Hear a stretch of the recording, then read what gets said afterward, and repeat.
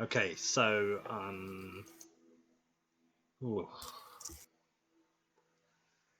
who haven't we had for a little while?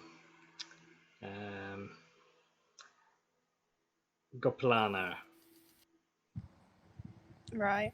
If possible, give us a little rundown of previous session, please. So we got captured, got taken and imprisoned, forced to work. Clarence did some watering of people. Summer went and I think broke up some rocks, as did Jurak. We found out where they're throwing bodies into the ethereal plane. Found my brother. Brother got ripped away from me by Jack. I'm going to kill Jack. We found Kigo and Eben. And then what else happened? Jurak found his father, which is going to be a blowout. I can see that happening. And we left off as we all got taken to different places. That's as good as I get. Yeah, that's pretty self-satisfying. To where you ended up. So after unveiling much of what is going on in the deep mines of Serpent's Head, you are all currently separated, with no idea where each of you have ended up. Jirak, you last left you face to face with your father in passing.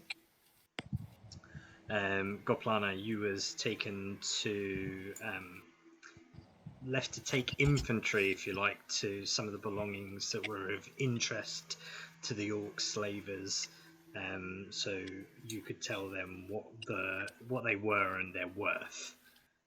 Clarence, you were left to clean up the Tamer's Den, where Kega and Eben were found injured. And Summer, you were helping mine and learning details from other slaves. And then finally, Octavius, you were in the ruins where whispers were swirling around you in a room where elemental symbols were found. And that's pretty much everything into where we kind of finalized. So firstly, we will start with Clarence. Could you roll me a perception check, please? Boom. Okie dokie. That did not go the way I thought it might. I don't think that went the way anyone expected it to. So, previously noting that when you entered this room, the older orc tamer, you'd assume, being the tamer's den, left via a wooden door in a room that was almost like a stables or like a sleeping area for two displacer beasts and Kega and Eben. Beyond the door, you could see that there was a further corridor, but much past that, you couldn't really see what there was.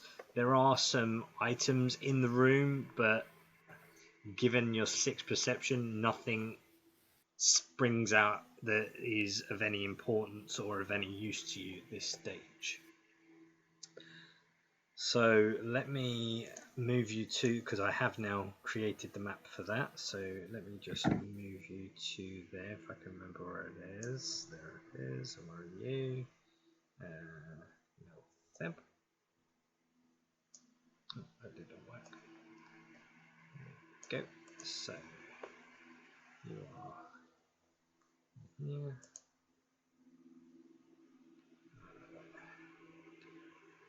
Let's move you over here. So this is the room that you were left in.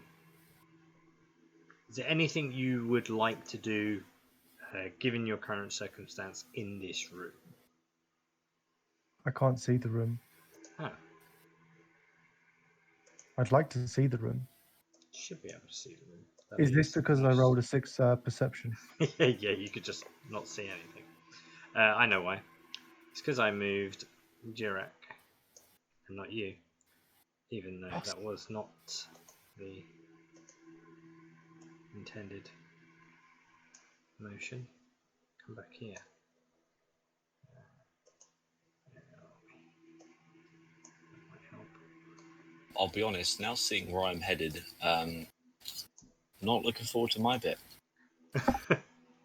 I'll be honest. It doesn't look great. It doesn't look like much fun. So you should now be able to see them that you're in. So Yes. the corridor that you came in through was kind of like the back of the kitchen area where you were serving the fluids to the other slaves. So that was kind of from this angle. It was quite narrow, quite dark, and it led you into this back room. The elder orc tamer left through this door. You are still shackled, but you're not anchored to anywhere. So you're free to move around in this area, and there's no one seems to be watching over you in this room. What about the 2 giant displacer beasts? They are asleep. Sweet. Can gonna run up to Kegger and just be like, "Oh, buddy, buddy, buddy, buddy, buddy, buddy, buddy, buddy." As suggested before, you do realise that she is a little bit more swollen around the stomach area than you remember her being. So even though she is happy to see you, she's exhausted. She's been eating well. That's good. So yeah. I'm gonna rub her belly, Kind make of it feel better. opens her eyes to recognise that you're a friend, not a foe. Kind of gives like almost like a purr of recognition. Almost, I know she's mountain lion, not a tiger, but almost like that. That sound that like big cats usually make of satisfaction, knowing that there's someone that she knows here. I'm gonna tell her that Jirak's safe and that we're all alive, and that Jirak misses her very much. And then I'm gonna go up to Eben and say, "Hey, little buddy, Summer misses you too." Breathing on Ebony is very slow, and he is pretty much unresponsive. Can I do a medicine check? Yeah. Yeah. I mean, I think we went over this last time. So he does have a broken rib. Okay. And I think we mentioned he had a broken leg. Is there anything that I can, like, what am I wearing? I mean, you're wearing your rags and your shackles. Can I make like a makeshift splint? I mean, there's nothing really around with your sixth perception that you can kind of like see. with a bit of cloth from my clothes, and then like just the long. You could try and make like a compress kind of thing. Yeah. With a bit of rag that you have, you can kind of try and tug at a piece and tie it where you think it's needed for a little bit of a compress. So yeah, sure. Do you want me to do another check? No, I mean your 10 medicine check is enough to make that happen. Whether or not you can really see that it's really aiding Eben is quite difficult because he's unresponsive. You just hope that it's possibly easing the pain a little bit. Okay.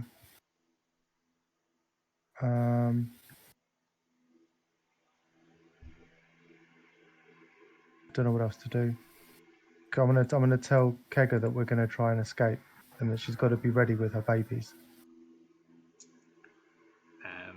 Yeah, she kind of almost like goes to sort of like almost tried to stand, It's very awkward looking, clearly uncomfortable. All I can think about now is riding one of the babies into battle.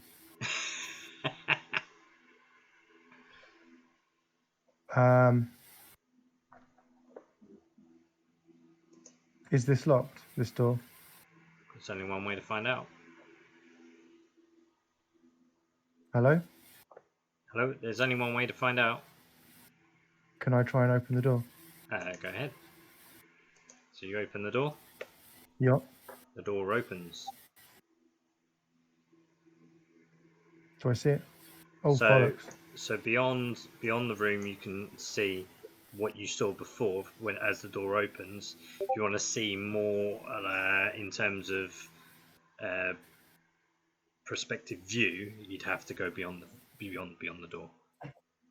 I'm going to sneak round. Okay, go ahead and roll a stealth check.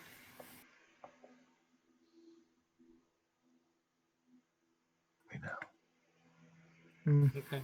I mean, you feel satisfied enough that you're being stealthy.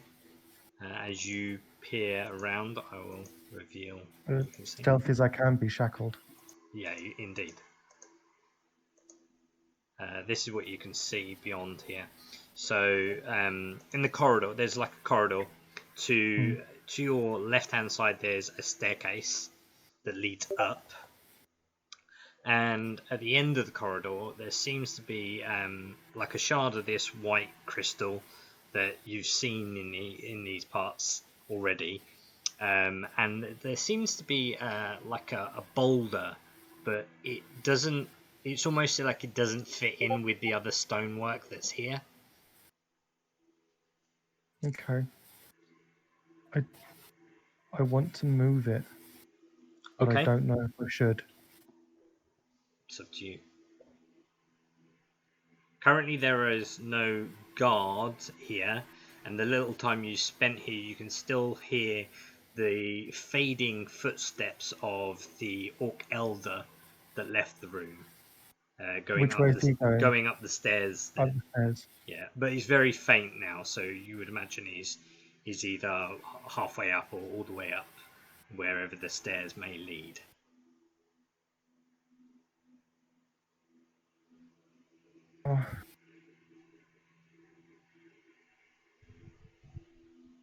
What? Because Clarence isn't stupid; he's just young. Fuck it, let's go move that boulder. Okay. So you walk up to where the boulder is. I need you to make a strength check, please. The thing is, I don't like the way this boulder's looking at me, and it's really, really making me angry. So you're intending on raging? Yeah. Okay.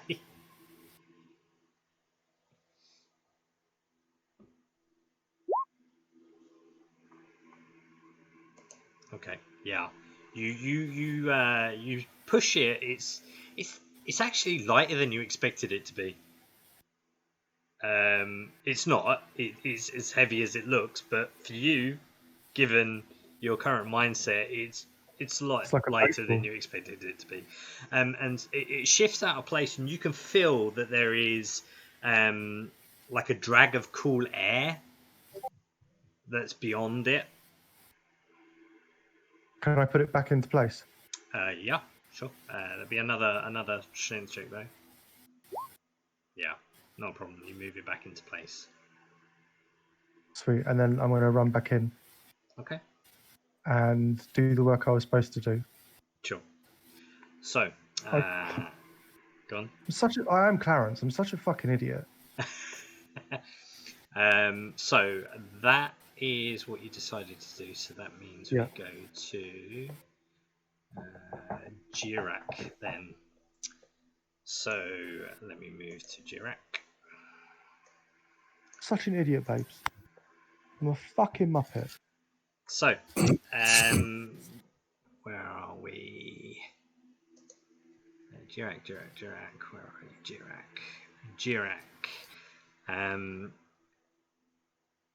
As the figure of your father walks away, the two guards carry the beast behind him I need you to make a perception check.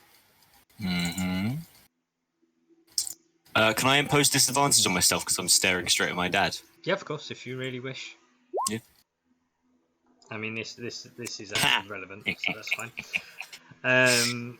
So you do notice something odd about this individual that you recognise as your father.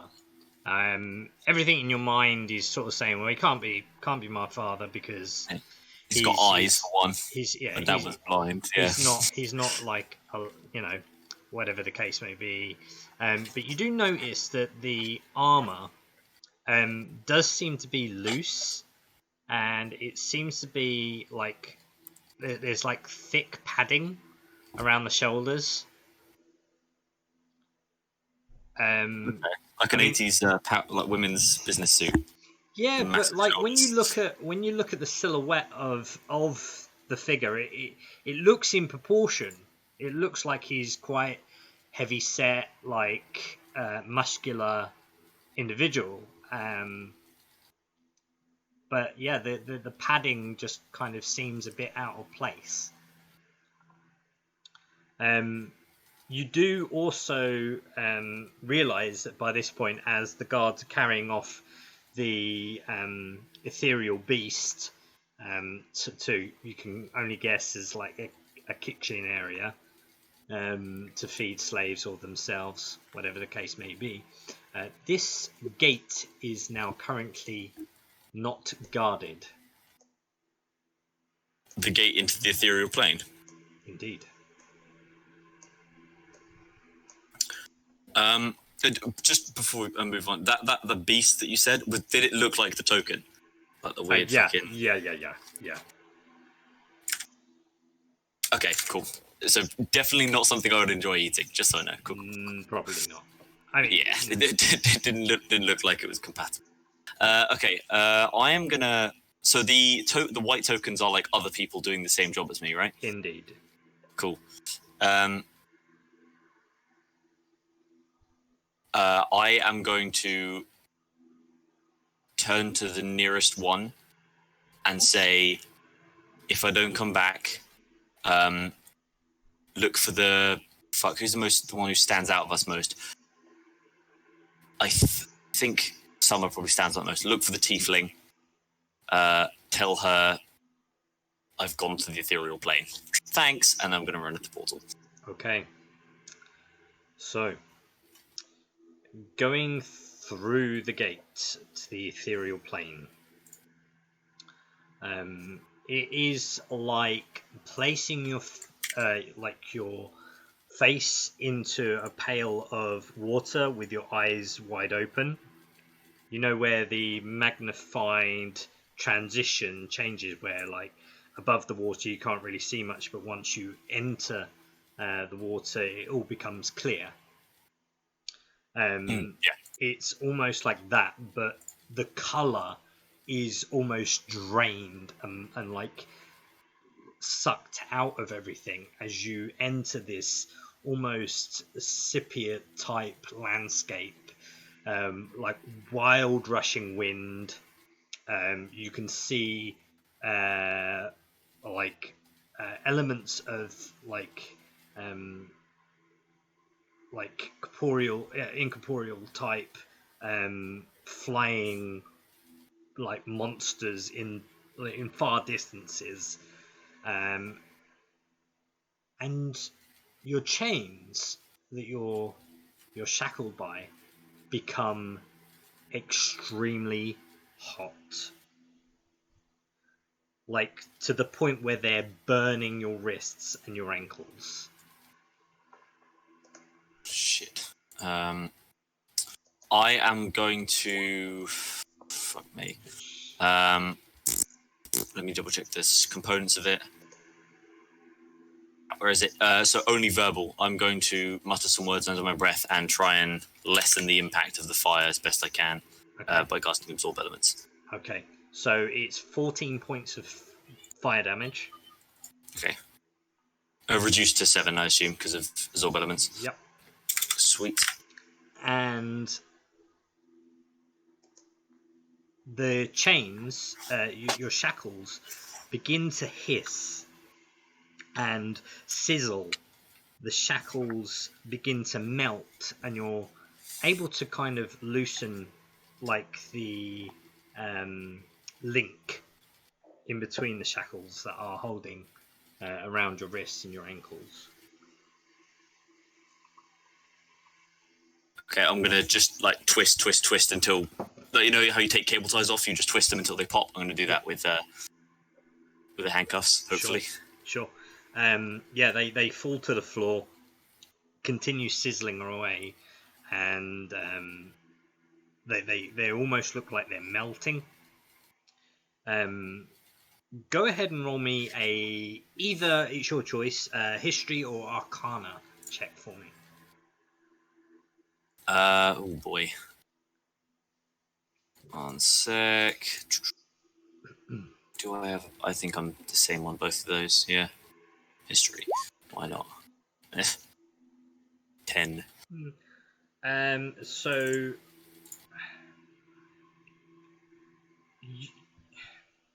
you recognize or have heard of something that a metallic material that has a reaction to ethereal compounds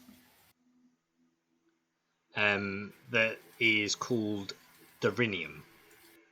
Dorinium. But other than that, I can't tell you much. Okay. But it seems to be reacting. You've heard of a compound that reacts to being either in or near ethereal compounds. Okay. And does that is that the same stuff that we were after in the mines? Like when I was talking to the people that we were digging for. No. Okay, yeah, because I know they said that there were originally they were searching for one thing, but now they're searching for another and they didn't tell us what that was. They just said we'd know it when we saw it, whatever. Yeah. Okay, I'm gonna. Are there any like landmarks in the ethereal plane? I assume where you currently are, it just looks like almost like a desert wasteland. Okay. It's a wicked whipping wind to the point there are moments that almost take your breath away, but it's just kind of that difficulty rather than actually taking your breath away. Okay. You know when you kind of stand in front of something blowing really fast and you kind of like it feels like you can't breathe. Yeah. I'm going to, if it's all right, I'll make a survival check just to see like if tracks would be wiped away in this, in this wind. Like if I could, for example, do like Hansel and Gretel, like leave a trail behind me if I could follow it back. Yeah. Because so that's fine. Woo-hoo. Yeah. 27. It is just like being on a desert landscape. The moment you see your prints moving, the wind is just removing any sense or presence that they were there. Okay. I'm going to basically get as far away as I can from the with a 27. With a 27, you travel out a bit. You can see the portal still, where the gate is, and you kind of come across almost like a canopy, stone sort of canopy that is kind of covering. It's hidden away just in the sense where you've got like a view of the gate and a view of the landscape, but the landscape is almost like a barren wasteland. But it seems to be kind of keeping the wind at bay. Okay. I wanted to do like a sort of go to the furthest point I can from the portal without losing sight of it, like orbit in a big circle, see if I saw anything. But if this is the most, standy outy thing that there might be, I'm going to try my best to figure out, in what direction they line up with one another, so I can figure out how to get back if I so desire, and then go investigate. Okay. So while you're doing that, we will go to.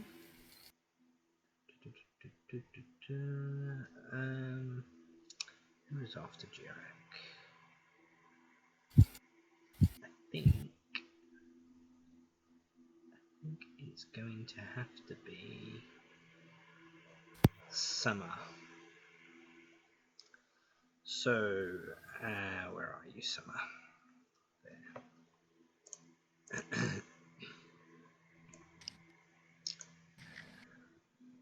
So, mine.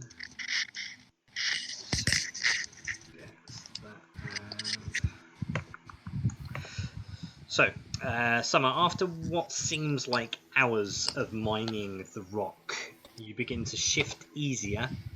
The rocks begin to shift easier, apologies, and you begin to see a gap. And there seems to be a subtle breeze that blows air from this gap. Go ahead and roll me a perception check, please. Oh shit. One sec.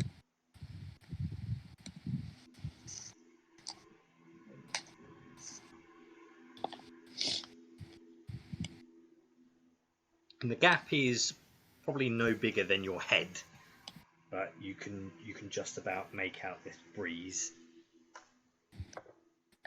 Perception, yeah. Perception, that's it. Yeah, with a 21, you'll definitely spot this. Your vision kind of comes into focus in this dark reach of this gap, and you can see there seems to be like almost like a corridor or a passage beyond this sort of stone formation that you've been chipping away for, and you can see something. You see a skeleton of you can only probably recognize it or come to the conclusion that it's a dwarf, perhaps. Not like wearing armor as such. Any leathers have really decomposed, and there's no real flesh on the body at all, and it's coated in dust. But what you do see is a pouch. It's probably just, I mean, if you was just to put your arm through the gap, it would be just beyond that. If you was to really try and stretch in there, it would probably need a dexterity save. But putting in mind that you are mining with a group of people in a guarded territory. I'll sort of just ask the people around me if they could sort of just, like, block me from view and then try and stick my hand in it. So what do you say to them? There's a gap here and I can see something in there. I wanna get a feel of what it might be. One of them kind of rushes and almost like nudges you out of the way to see the gap. Go ahead and roll me a persuasion check, please.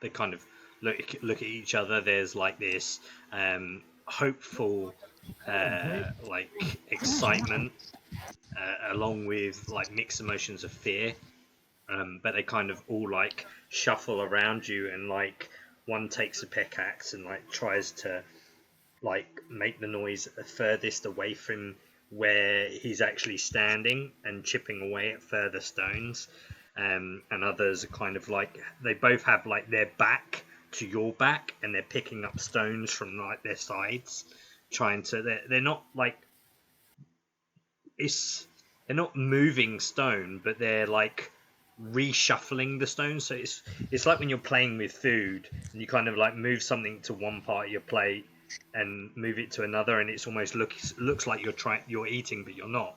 And they're doing that same process with these moving of stone. Yeah. So go ahead and roll me a stealth check if you're trying to be sneaky about this. Oh, really?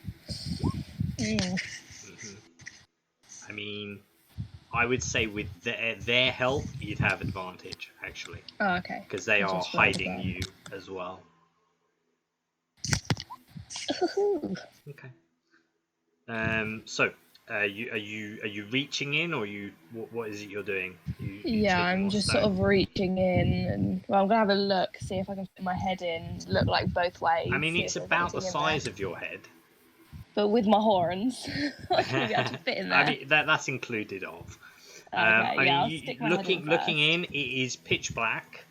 The air blowing through is very, very, very mild. It's a cool air, but it's not like fresh air.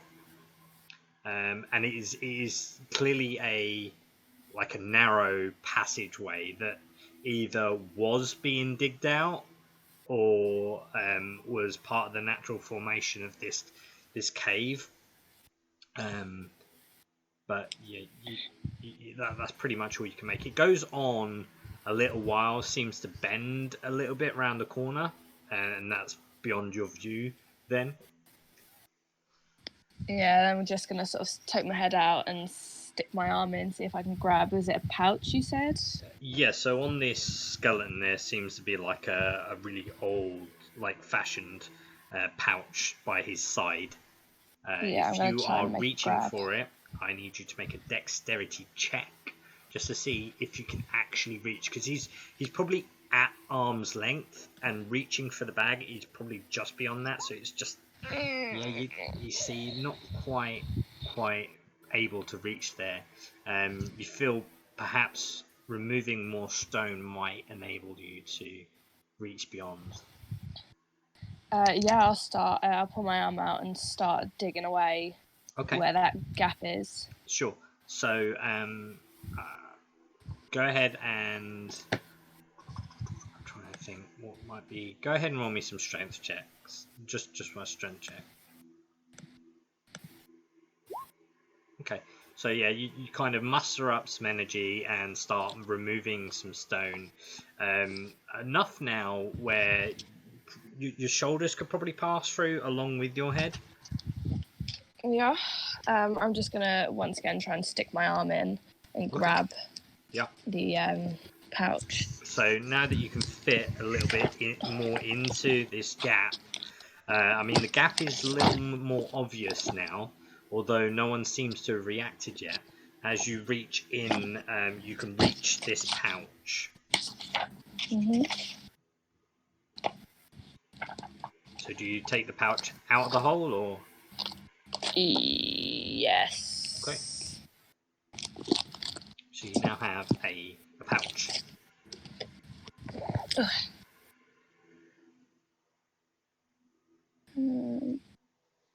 Can I sort of like open it and see what's inside it? Of course you can.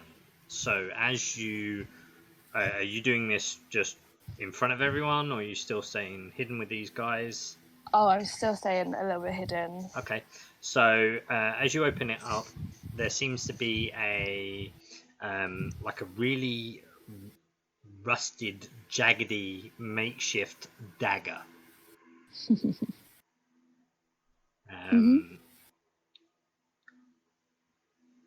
There seems to be a small vial of some sort of potion. There are 3 diamonds, and there is another like leather-bound like wrapping that seems to have a series of tools inside. What kind of tools? As you look at the tool set, it is a set of thieves' tools. Nice. The potion that's in there, the small vial of potion, is like a rich kind of purple, syrupy kind of looking. But as it swirls, it's got like almost like a silvery iron-like element that seems to swirl inside it. I wouldn't be able to like make out what kind of potion it is, would I? Either an Arcana check may discern what it could be.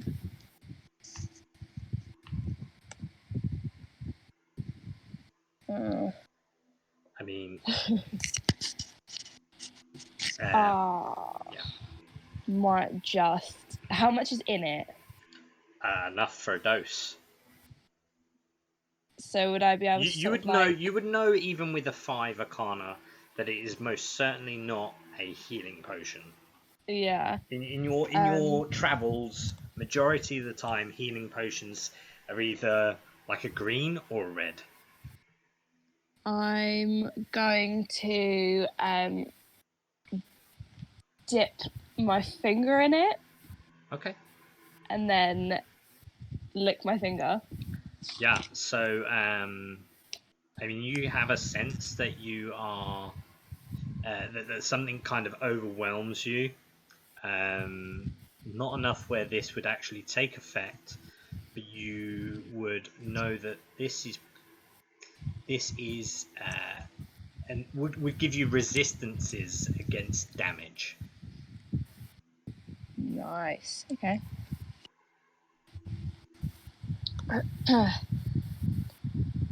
Hmm. The taste I'm just seems to gonna. dissipate after about a minute. Yeah. I'm gonna turn to obviously the people that I'm chained to, and just say, I think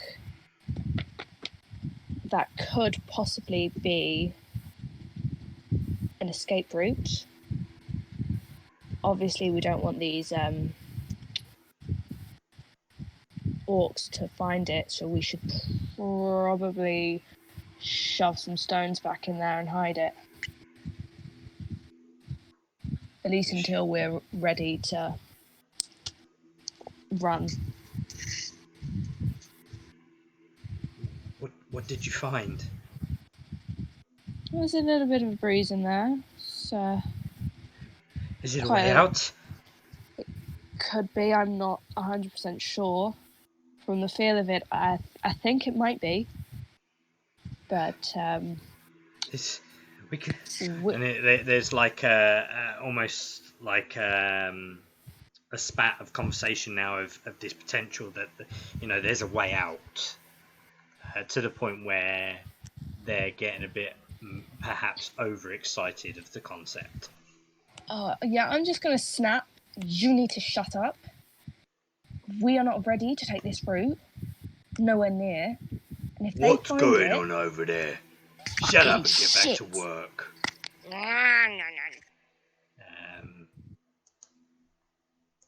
A whip lashes out at one of the other slaves. Doesn't hit them, but does kind of crack right near where they are.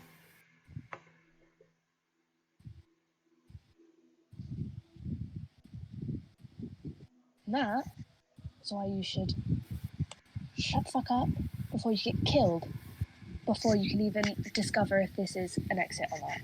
So shut up, cover it back up. What if it's not? If it's not, then well, fuck then, aren't we? Look, you clearly know what you're doing. Perhaps, if only there was a way we could break these chains and we could cover for you and see. We could make out that you wasn't. Or These are magic chains, aren't they? you're not 100% sure if they are or not. Mm. There's definitely a vibration to them. Oh fuck it, I'm gonna try it anyway because I've just found those thieves' tools, ain't I? Okay. I'm gonna try them on the chains. As you kind of get these tools out there, like, you've got a way. Are these? Do you know how to use them? Not a fucking clue. Do you? Well, the other was like, shh, and like the like hammering of the stone becomes a bit louder. Mm-hmm. Do you continue? Yeah. What you got over there? Oh no! Think I'm quick. gonna put it in my mouth. Did you just obviously put it in your mouth, or? No, just gonna try and like slyly sort of like the mouth. Like I'm not facing this person. I'm just turn around and put it in my mouth. Hello, I can't speak. God damn it. And he kind of looks over to the other ones like, check her out. Anything you're doing?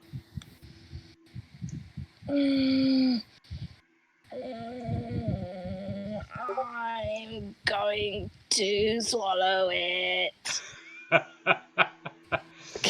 What did you do with the pouch? I would just shove the pouch like in my rags if they would like if there's any like where to put it, like a belt or something. The guard grabs you by your lower chin.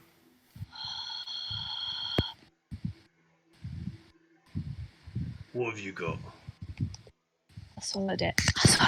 It's not there anymore. And he begins to go. He looks at you surprisingly and says, really? Well, this should then be fun. And he begins to force his fingers into your mouth. Can I bite him? You can try. I want to bite if him. you really want to do that. I'm shit. Oh, I'm gonna bite him. Okay. Go ahead and roll your attack. Would it just be unarmed? Or Yep. yeah. You haven't got any weapons, so just your teeth. Okay. So you hit. Go ahead and roll your damage.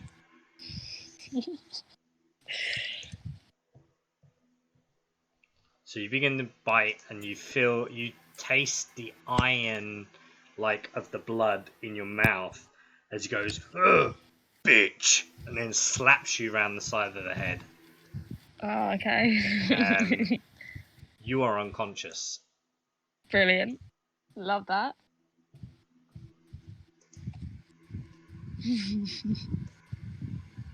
The rest of you get back to work. And he moves back. I need you to make a death saving throw. Fuck! Okay. Oh no.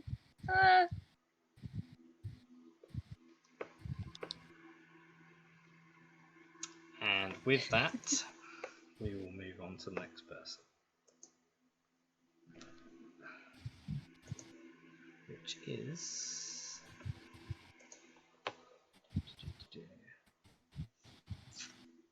Goplana.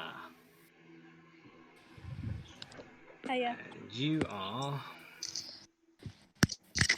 in the hold, which is there.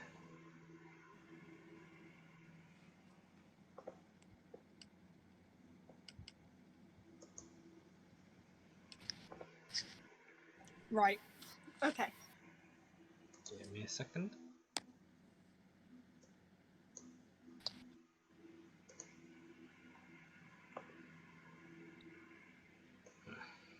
Move that back out because I need that to fit with.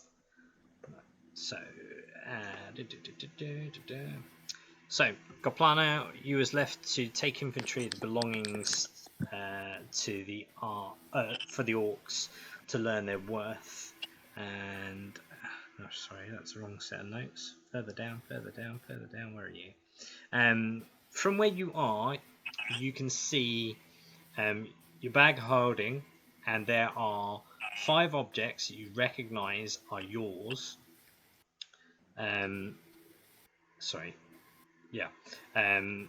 They're yours as part of your inventory.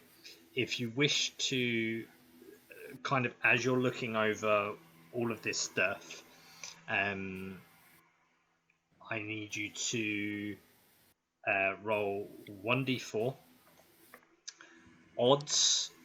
So what I need you to do essentially is choose 5 items one at a time and roll 1d4. If you roll an odd number, then that item is not there. and if you roll an even item, you find the item you intended to. Oh fuck. Okay. Okay.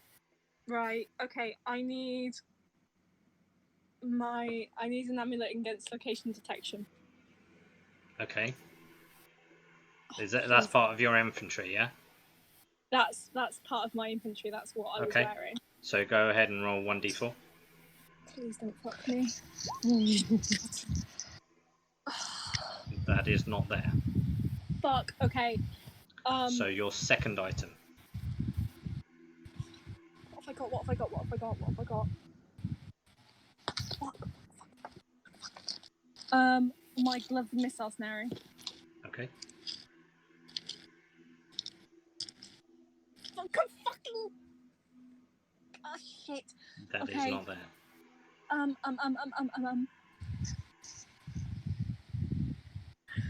My will, because I think I'm going to need it.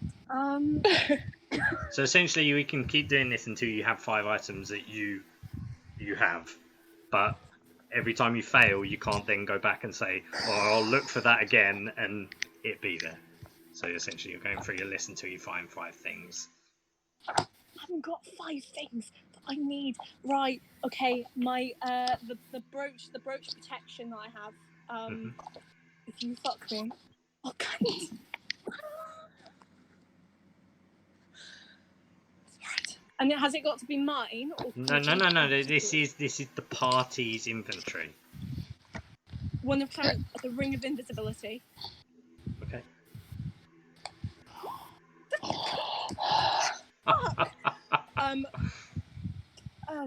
The Octavius's component pouch. Okay. Okay, I've got one thing. Right. I don't have a component pouch. How do you not have a component pouch? You're a wizard. Because it all comes from my spellbook. Look for the book then. That counts as a book, right? You use that one for the book. I will say you find Octavius's book. Okay, cool. Summer, does your does the box that you have work for everyone or just for you?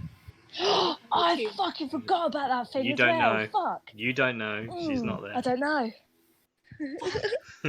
Fuck. I'm gonna look for that anyway because I know. You're gonna look for the scroll case. Because I think you could attune to it. Oh, my component pouch. I need my component pouch. Okay, my Picture of pouch. a cat. So you have a book and a component pouch.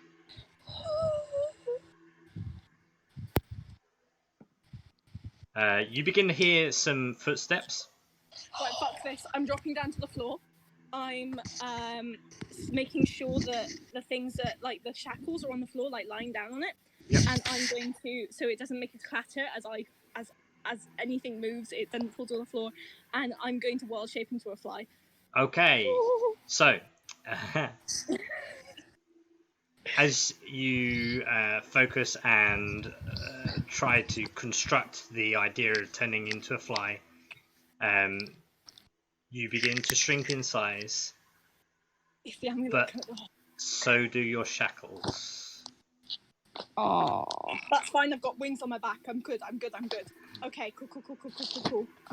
And around the corner, Oh, from where you are, an old-looking orc seems to be walking from a series of stairs around the corner and walks past you. As a fly? As a fly. Okay, cool. Right, okay. Doesn't react to you being there at all, so you assume you're unnoticed. So Okay, you can continue doing that if you wish, or you can continue rolling for your objects, or whatever you decide. I can still see as a fly, so I'm going to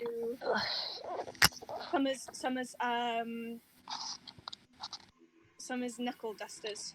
Okay. Right, okay, knuckle dusters.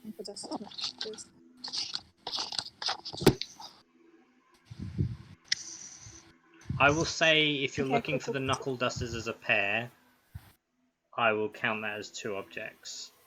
I'm looking for one. I will pick up whichever one is there. Okay. Cool, I will say karma. Karma. Cool.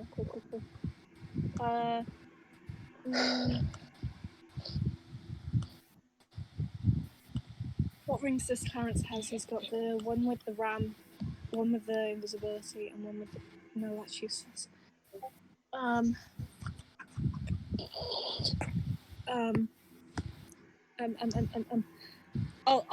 take the telekinesis ring. Okay. I don't care dice roll, they just give me a d4. Okay, cool. One more. I'm not picking up your picture of a cat. You're looking for the picture of the cat? No. Okay. Cool. Okay. I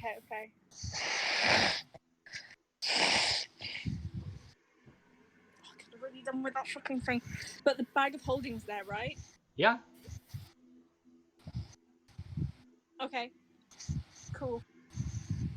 And I've got one more thing. What is that?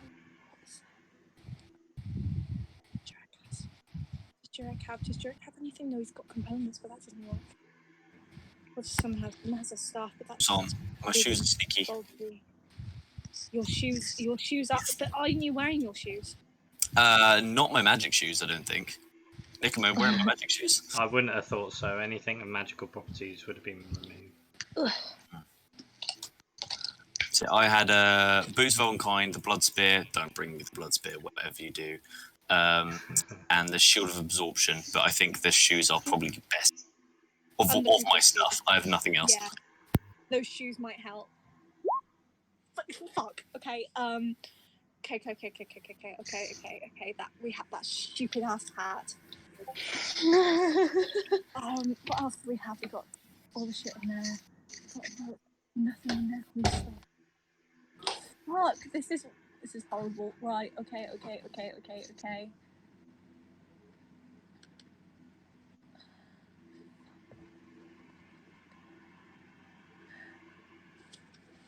Begin to hear another series of footsteps. Can I fly up into like the rafters or like onto a curtain and just land there? There's rags. There's not really rafts here, but there are rags and stuff. But as you kind of fly around, you can see the shadow of like a heavy set individual, and you hear a thump, thump, thump against the door that you passed earlier on, and you hear a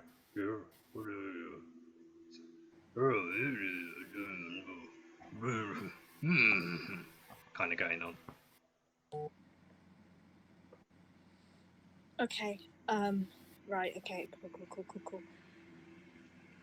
And I can't look for things again. You can't look for anything you've already attempted to roll for, no. Shit. Okay. If that's what I've got, that's what I've got. I'm gonna go down. I'm gonna turn into elf right next to it. Yeah. I'm going to pick up the bag of holding and then like scoop everything into it and then turn back into a fly and then fly. As you change into that and you're trying to scoop your objects into your bag of holding, you do see 4 other objects that you don't recognize. They'll go with it too. They'll go into the bag. So what you see is a small pin-like pendant of a scarab. You see a single arrow that has almost like a scale appearance down the shaft of the arrow. Okay. And you see a deck of cards. Right, okay. And the last thing is a red potion. A deck of cards, you say? That is a deck of cards, isn't it? Who's feeling lucky, baby? Oh, I could do some damage with this. They're going to go into the bag of holding. They're going to go in, and I'm turning into a fly, and I'm flying onto, like, I'm going to fly onto, like, one of the curtains or anywhere that's high up away from Sure. people. As you're doing this, you hear a set of 2 footsteps coming towards you, and you see, where is he? You see this guy and this guy come around the corner, and he says, Uraza, there's something I wish to give to you. And he kind of walks in amongst all of this. Go ahead and roll me a perception check, please.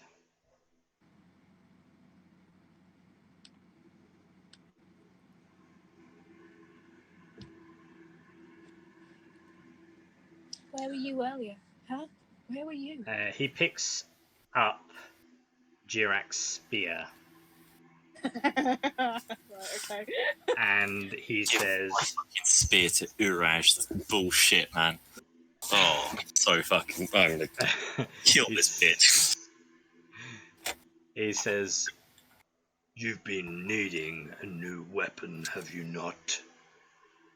And you hear an unusual, yeah, I have. Ooh. Okay. And he just pretty much hands it to him, and you can see them inspecting it over, and he says, I'm the... What have I done to deserve such gratitude, Vordok? And Vordok responds, you haven't done much, but you can. Now I have given you things you once lost. Oh dear. You'll do as I command. Always.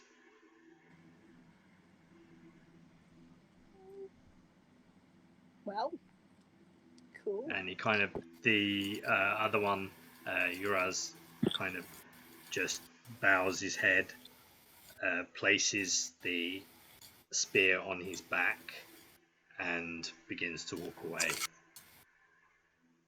Vordok seems to kind of, like, almost like tenderly play with objects that are on tables or like are about, tentatively kind of inspecting and looking or playing with the idea of the belongings. And he kind of looks over to where the bag of holding was, and you see a look of confusion come over his eye. And then he just walks back, and you hear the wooden arcing of the door opening from the room around the corner. These fly fucking quick. Can I get there?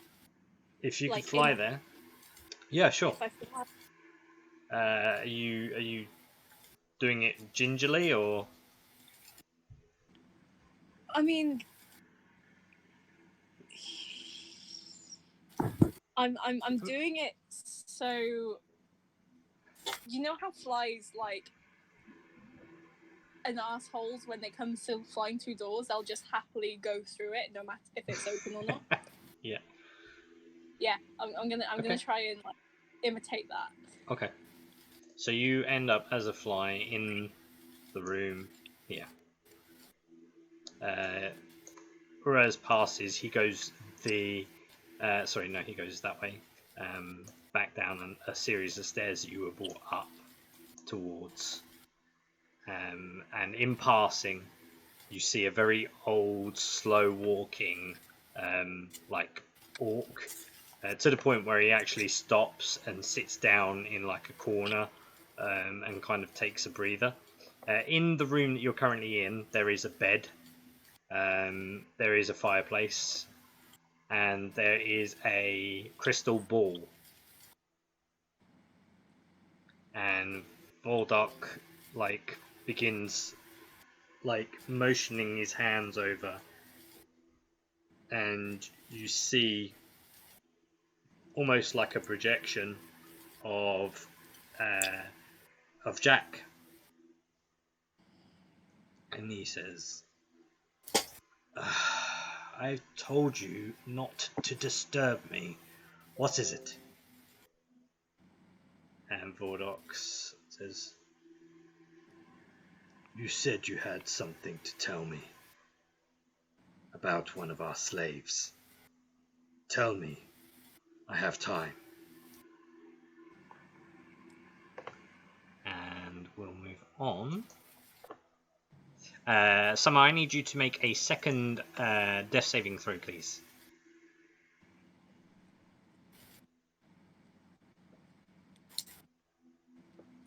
Woohoo! So you are now stable, so you're not dying. But we now go to Octavius.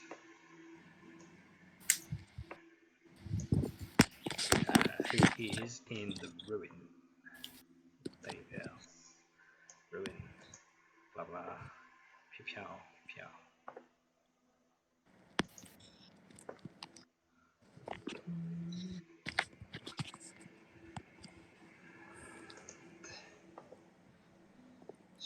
So, Octavius, the room that you are in, the whispers in the room continue to swirl. He does not know what is needed. He will learn. He will fail the test. He will free us. But whom of us will he choose? I need you to roll a perception check, please. Sure.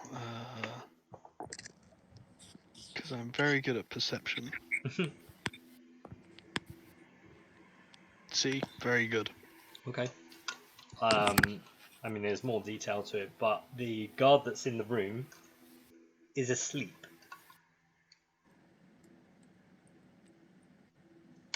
Okay. Then I'm going to, as stealthily as I can, study the archway.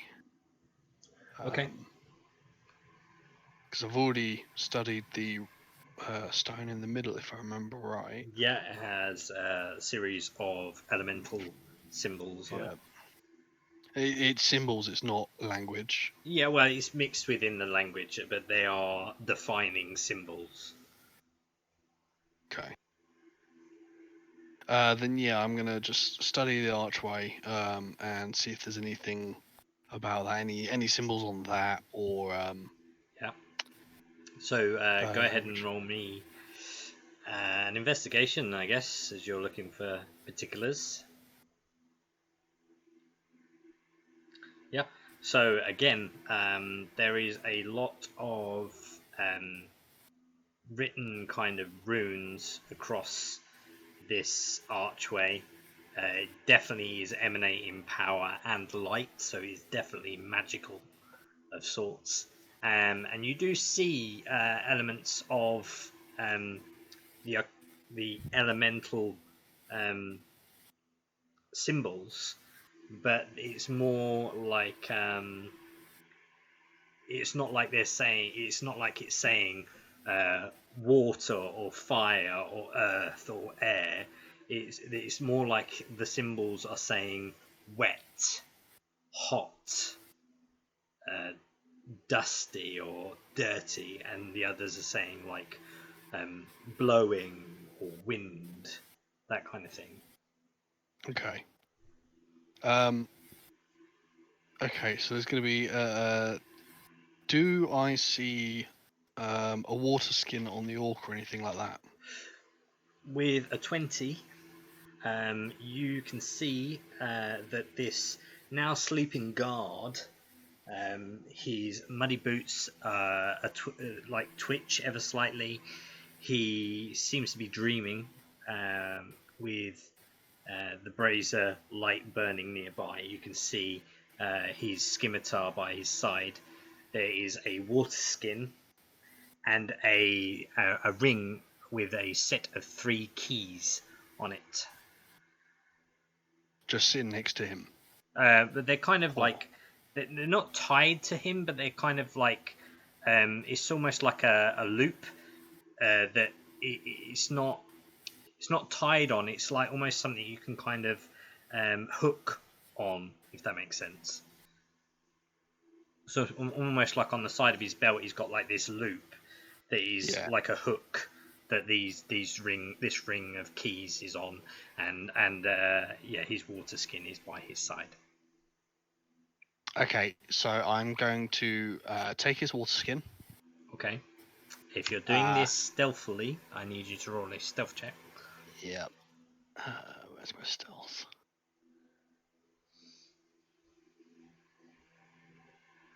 Yeah. Okay. You feel that you are like a shadow.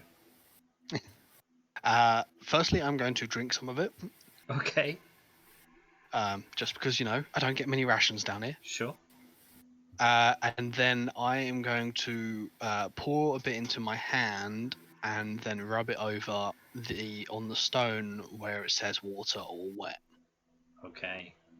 As you begin to do this process, the where the stone symbol is for water, it kind of where the heat down here is like a strange humid heat given the depth that you're in. And you would expect like water to be absorbed and kind of dry out really quickly.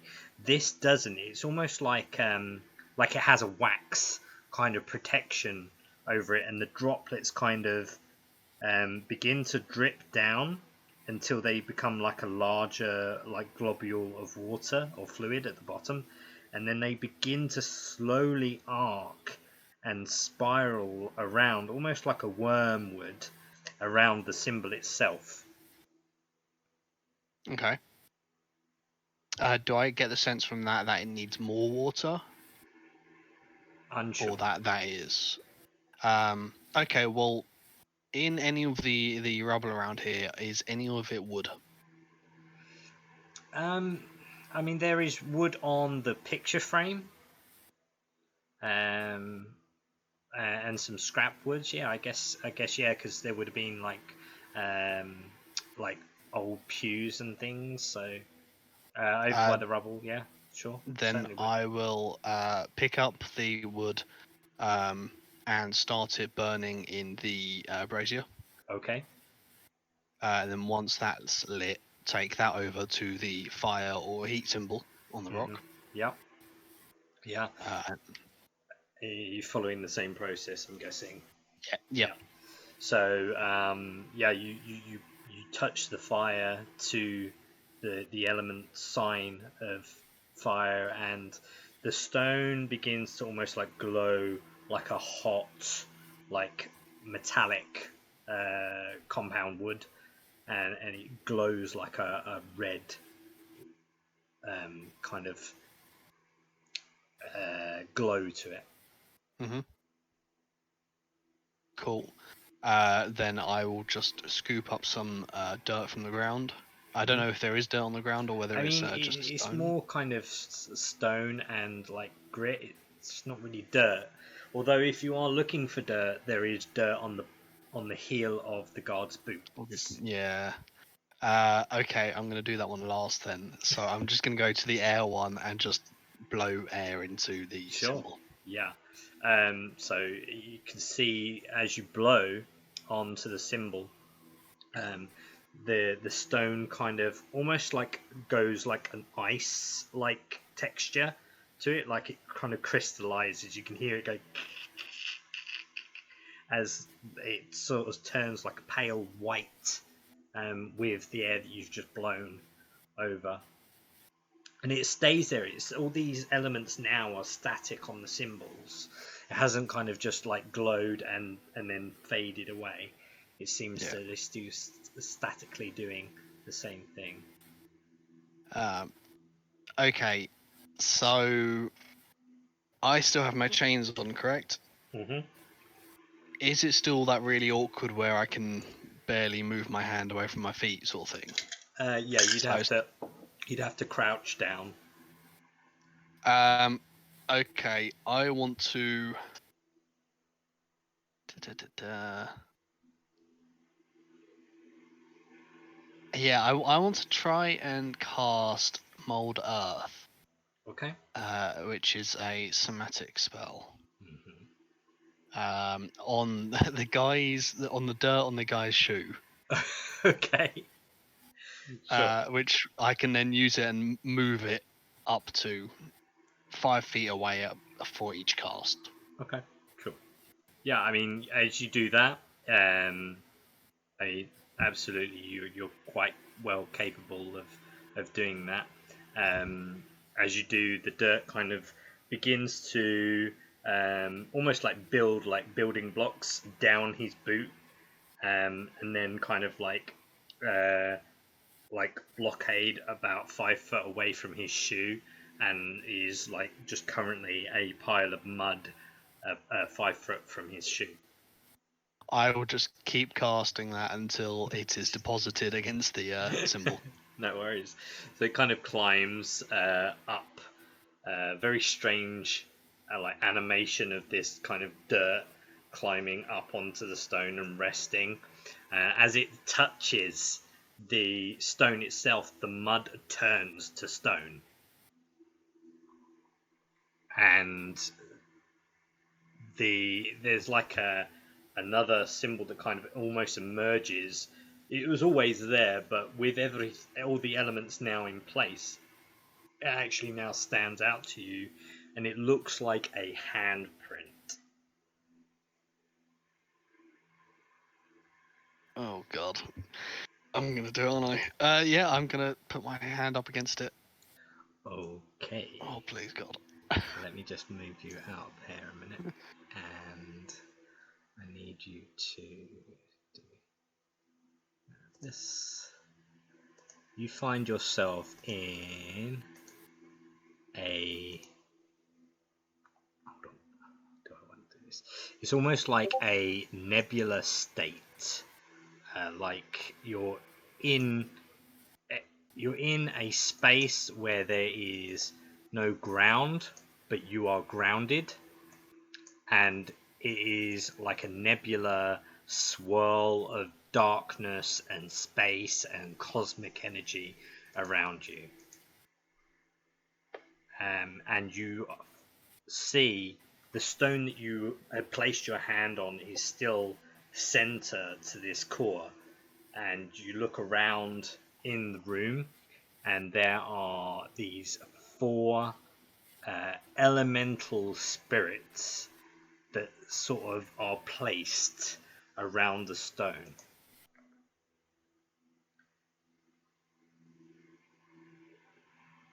Okay. Do I hear any of the whispering at all? You hear there is a element of whispering, but you can't distinguish words at this stage. Okay. I am going to walk towards the earth elemental. Okay. So as you walk over to the earth elemental, I can't remember which one I chose for that now. I think it was that one. The others kind of are like, oh, he's choosing earth, is he? Well, if he survives. You currently have a surge of power. The closer you grow towards this earth elemental spirit, you feel like this like surge of energy, like electric, kind of pulsate through your body, and the elemental almost kind of looks at you. If an elemental could discern like features, it would look very curiously at you and says, Are you sure? I am the one you choose. I nod. Okay. The surge of energy pulsates almost like an explosion through your body. You have full hit points currently. Your book that you recall, the book that's been by your side, almost comes into existence. Although it's not like there, it's almost like it's an echo of the book itself. Is by your side. I need you to roll initiative. Oh. Right.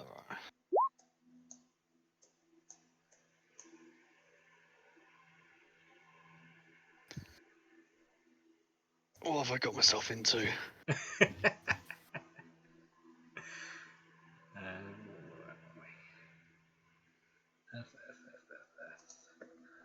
I wasn't considering you thought I was going to choose Earth, surprisingly.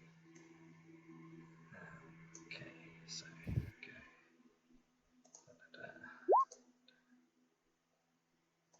we go.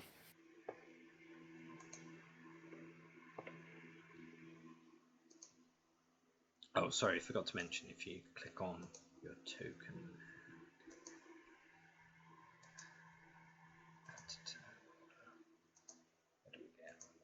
11.8 and 11.8. Oh no, sorry, yours is 11.16, so you do go first. As you feel the energy come into fruition and you feel that you've regained your capabilities, you kind of see the elemental almost taunts you and almost just holds like a defensive stance, but he's almost like beckoning you to take him on. Okay, so the book that you're talking about, I can now use that as my spell focus. Yeah, correct? absolutely. Cool. Right. It is your book, but it's not your book, if that makes sense. Yeah.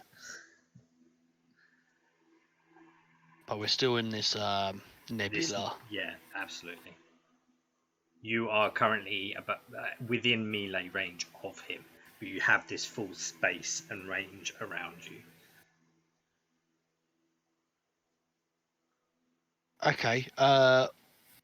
Well, there's no point holding back. So let me just make sure this won't hit myself.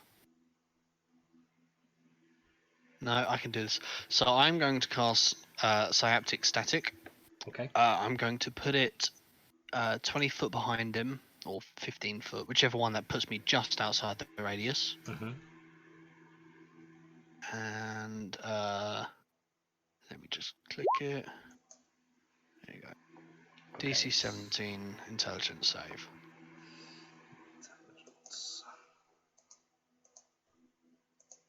That's a 5. So the target has muddled thoughts for 1 minute. During that time, it rolls a d6 and subtracts the number from all of its attack rolls and ability checks, as well as its Constitution saving throws, to So maintain this is like concentration. Bane, in a way. Yeah, but a d6 Okay. instead of d4. The target can make an intelligence saving throw at the end of each of its turns to get rid of it. Okay. Also, the massive amounts of psychic damage, which is nice. Yeah, 26 psychic damage. Not going to complain at that. Though that was like 4 ones. Oof. Yeah. And I will also do. You said I can do cantrips as a bonus action? Yep. Yeah? Yep. Cool. Then I will do a thunderclap. Okay.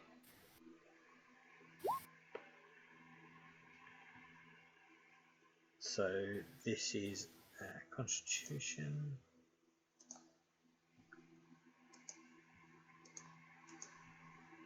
Also minus the 1d6, yeah? No, Constitution is the D6 is only for concentration Okay. checks. Okay.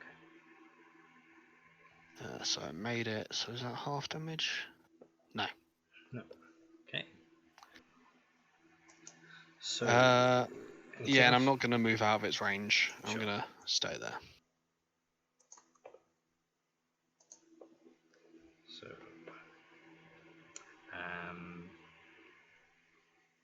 The earth elemental raises up almost like two stone-like hands and begins to slam.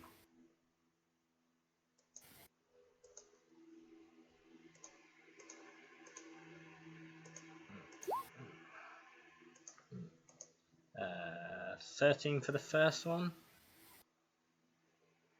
I am going to, as a reaction, cast Shield, which means both of them will miss. Okay, wonderful, good to know.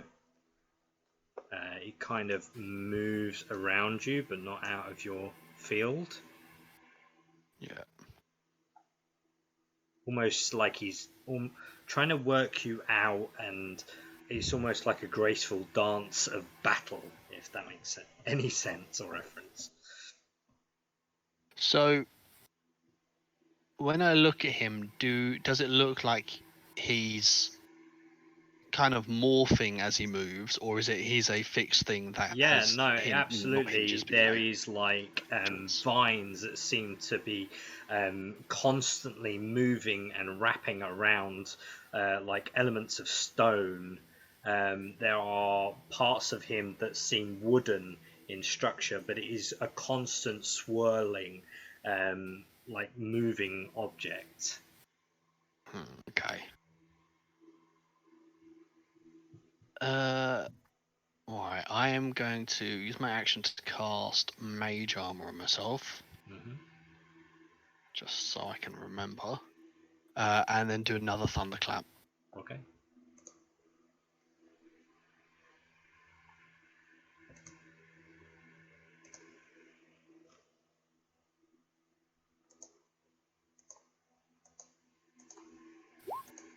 Cool.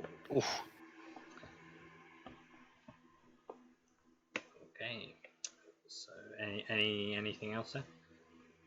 No, that's his turn. Okay.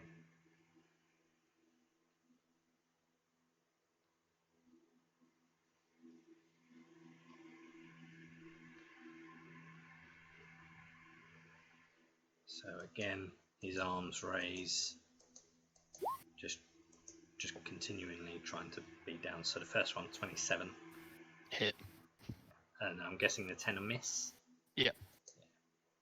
So that's 19 points of bludgeoning damage. Oof.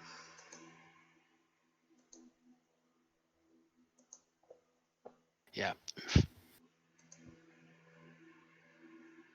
And he dances around you again. Cool.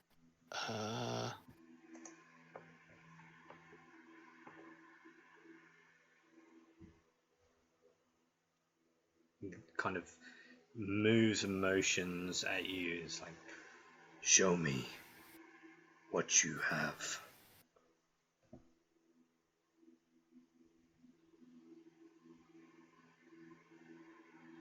Okay, I am going to cast Melf's Minute Meteors. So now there will be, how many is it? 6 meteors floating around me. Okay. And as a bonus action, I can send either one or two of them to attack. Okay. So I'm going to step away from him, giving him an attack of opportunity. 15 foot.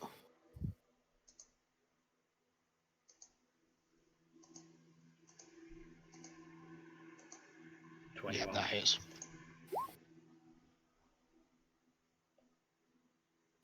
13 points bludgeoning damage. Okay. Could have been worse. Cool. And then, so I can now use as a bonus action, send one or two of the meteors. So I am going to spend a bonus action, send two of the meteors, and each creature within 5 foot must make a dexterity saving throw, and then you receive 2d6 fire damage for each stone. Okay. So it's a dex for each one, is it? Or just one? Let me send the card up. Well, there's a 12 and an 8, so I think even if there was, what's the DC on the dex? 17. Yeah, so he fails both of those. So 1 and 2. And I now have 4.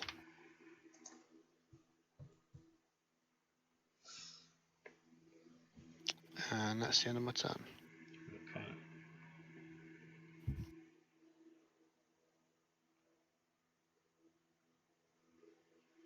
He doesn't attack, but he does move closer to the air elemental.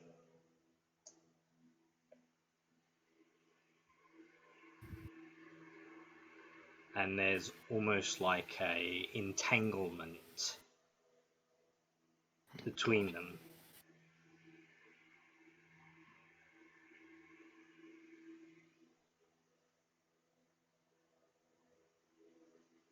That's its turn. Yeah.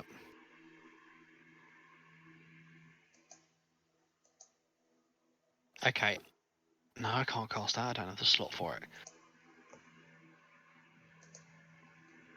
I am going to cast Erupting Earth.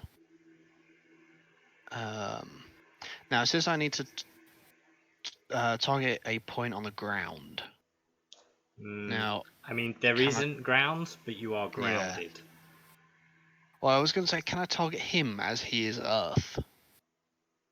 Yeah, sure. That to me makes sense. Then, what level am I going to cast it at? Level 4. Why not? So it's a DC 17 Dexterity save.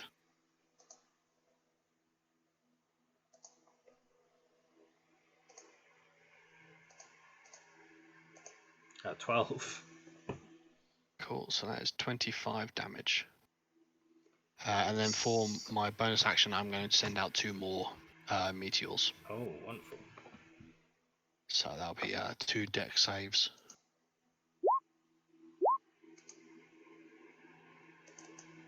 Leaving me with 2 more to do. Both fail, both 13. So that's And end turn.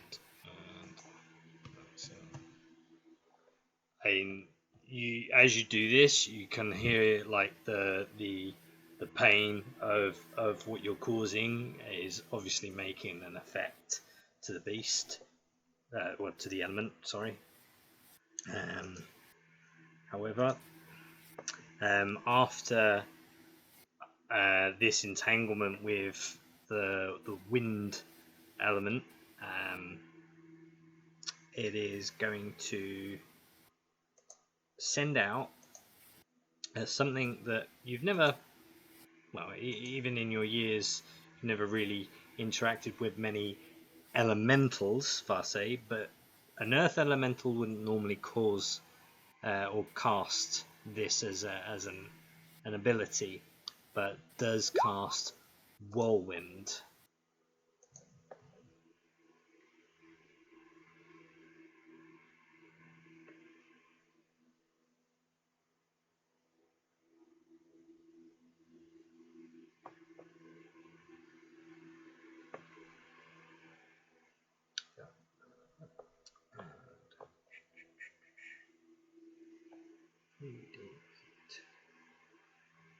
Plus 2. 20. That's 20 points. 20 points. Yep. What's that? Yep. Of bludgeoning damage. And you're flung 20 feet away from the elemental. We'll say you go that way.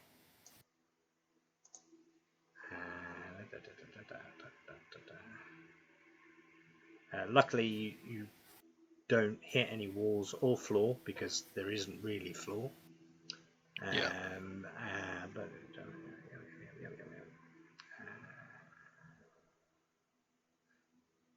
So did that knock me prone?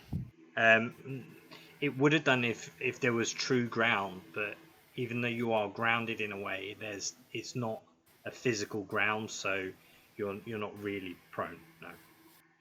Okay. I'm going to start with my bonus action. I'm assuming it's my turn now, yeah? Yeah. Cool, then yeah, I'll bonus action and finish off with those two last meteors. Okay.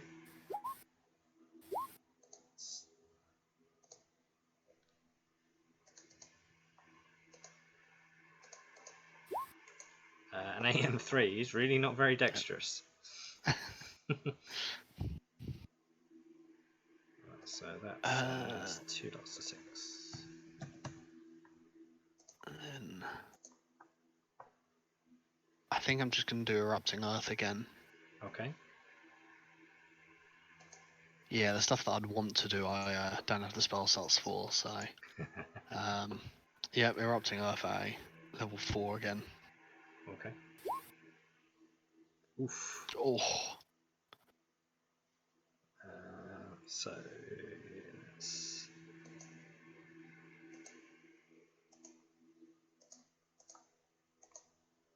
so it's a shame there's not more damage there.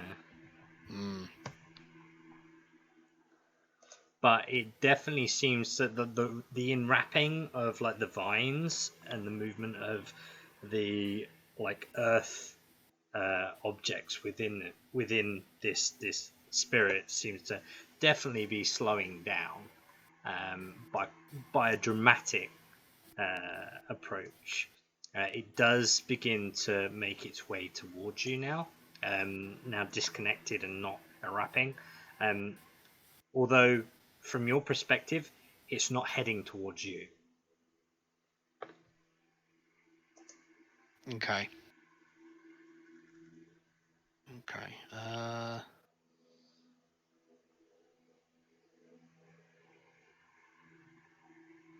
Yeah, there's really not much I can do. I'm definitely not a combat wizard. So It'll be worth it if you don't go unconscious. yeah.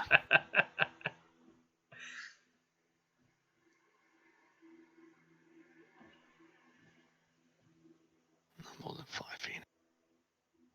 I tell you what, I'm gonna push it out there. I don't want to cast stone shape on the stone in the middle and get it to wrap itself around the elemental Okay. to try and hold it in place. Okay. Uh, Sure, we can try that.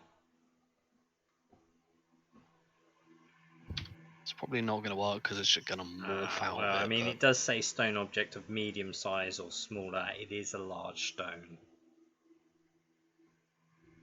Oh, yeah.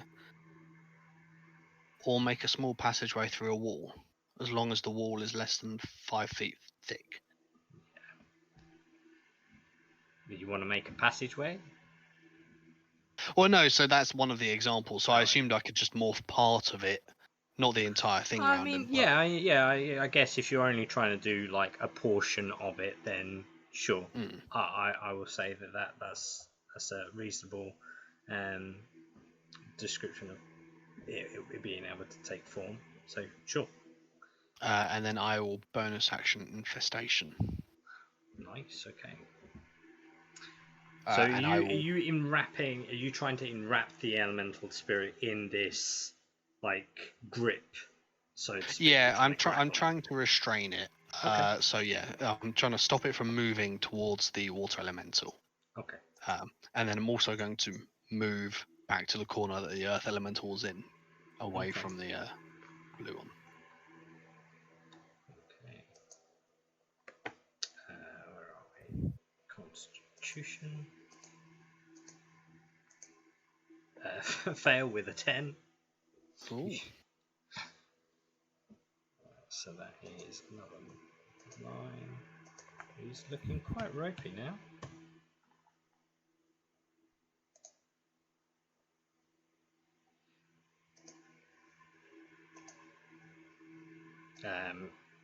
actually bypasses the route he was taking, comes towards you,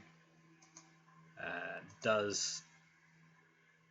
No, actually, he is going to continue to the water spirit. That's where he was heading anyway. It only makes sense. Does that.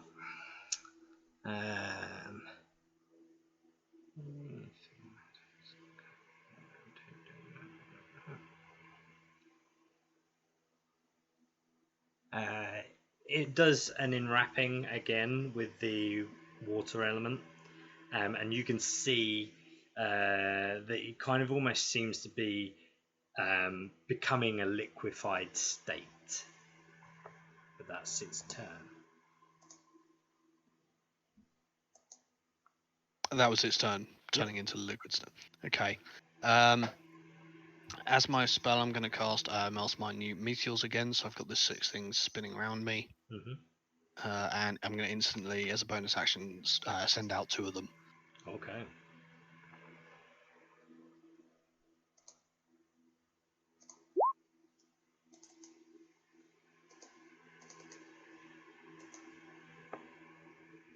Both failed again.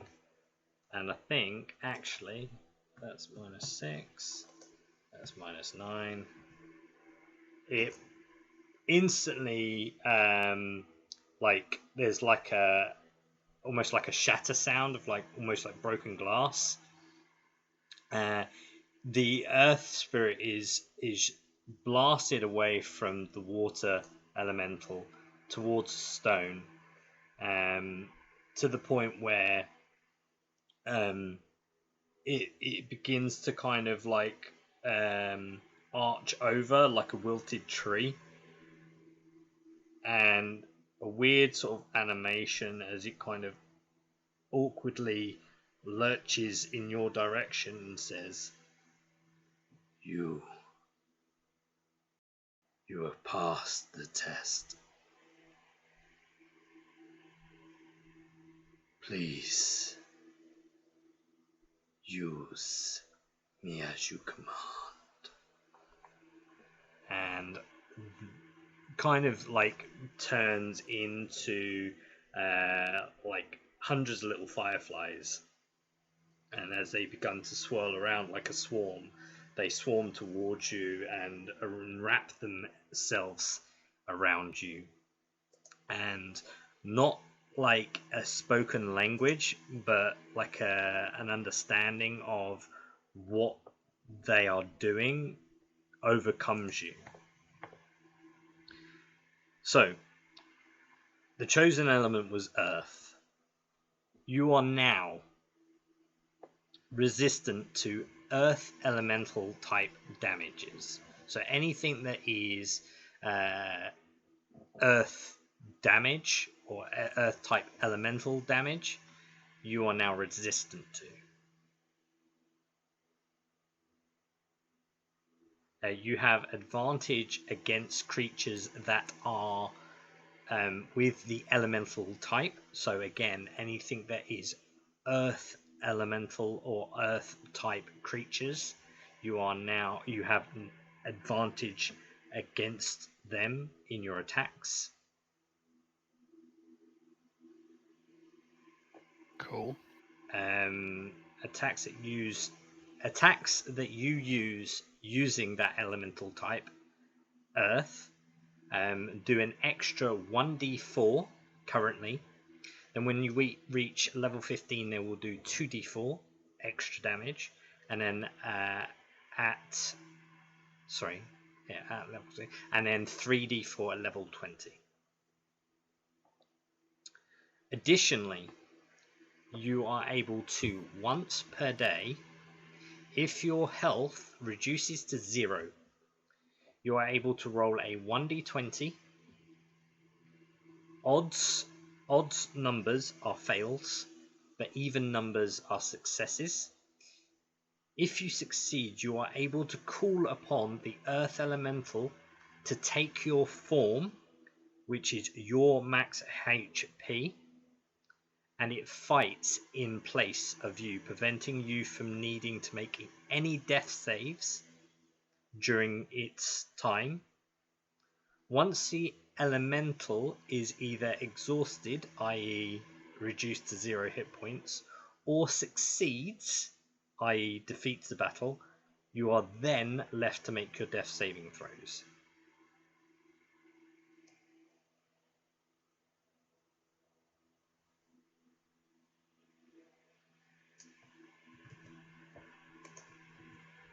Which I will put in the chat. I've literally just been spending typing all of that out. Sorry. That's all right. So, What's that? as you are encased in like these fireflies, they kind of almost like absorb into your being. But, however, the white bright light kind of blinds you, and as you open your eyes, you're back in the room that you was once in previously, and your book is gone. Are the symbols on the stone back to normal, as in as the stone one collapsed and returned just to the symbols, or is it still there? There is a large cracked crevice through this stone, but there is a slight glow to the earth elemental symbol on the archway.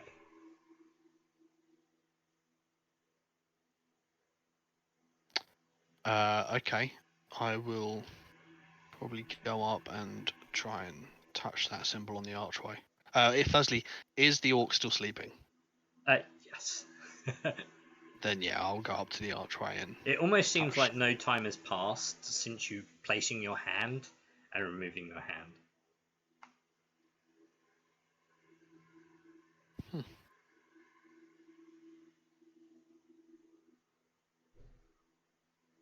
Then yeah, I go up to the archway, try and touch the symbol, and if that does nothing, then try and walk through the archway. Yeah, there doesn't seem to be any reaction to you touching the symbol. And if I try and walk through the archway, is it still a barrier? You seem to pass without any objection. Was I able to see a barrier still?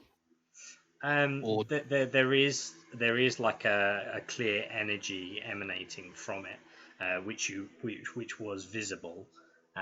You could still see that, but I can just walk through it now. It seemed to not give you any obstruction. Then I will walk through it and head toward the doors. Okay. So let me review. As you go to push the door, are you doing this brazenly? No, I will probably still do it with stealth. Okay, go ahead and roll me a stealth then, please. Where's my stealth? Whew. I'm apparently quite stealthy today. Very stealthy today, yeah.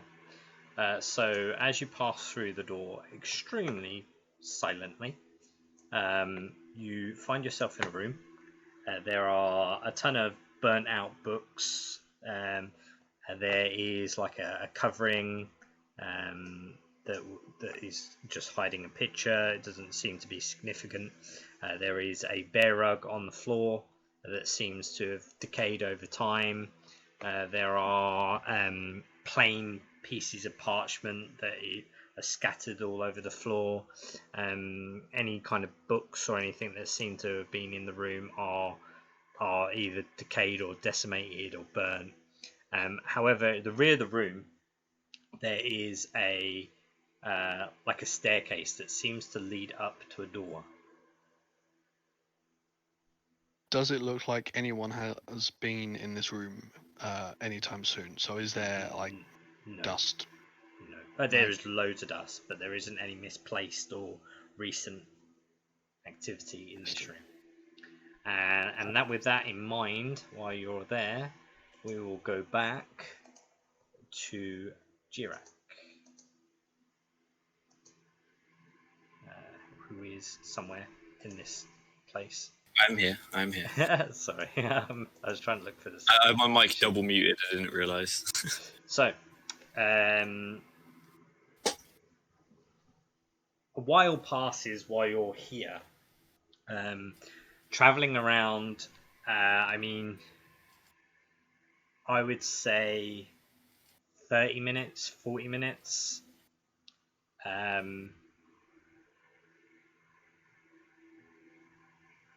You don't really see or find anything that is like of any real importance.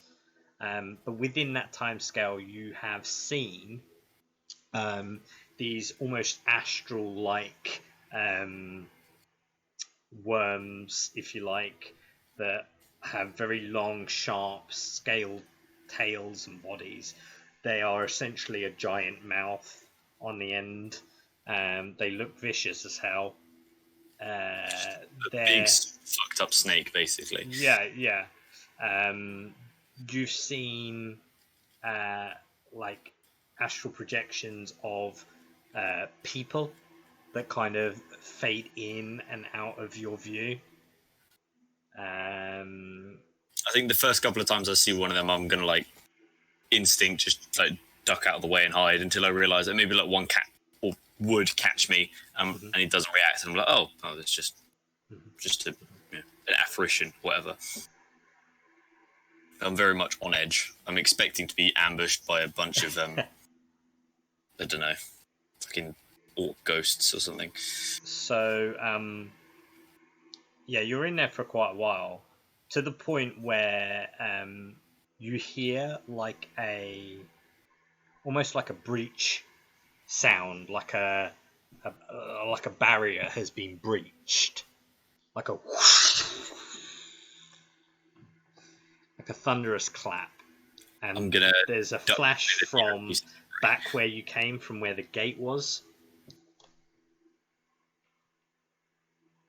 Okay, so now I know what it sounds like when someone comes in. I'm gonna like, I've ducked behind like a big rock or something, and I'm gonna like poke my head out and see if I can see who or what has come through the gate. From the distance, you are maybe able to make out a very small individual at a distance. Okay, well, if they're far enough to I can't see them, hopefully they can't see me. I'm gonna just, in Jirak's mind, like, this isn't kind of like what happened with Octavius. Like, I don't believe that this would, at least time wouldn't go the same speed here. At least this is belief, I guess. So he's gonna like kind of just take his time with it, basically. Like, not feel incredibly rushed to get back. Just like a lot of just being glad that he can not have his chains on anymore. As this is going on, you're kind of just exploring the sites and trying to work out where everything is, or where you could end up, where you can go, anything of importance and such. And you're as you look around, you hear, "How's it going, buddy? Yeah, know where you're going?"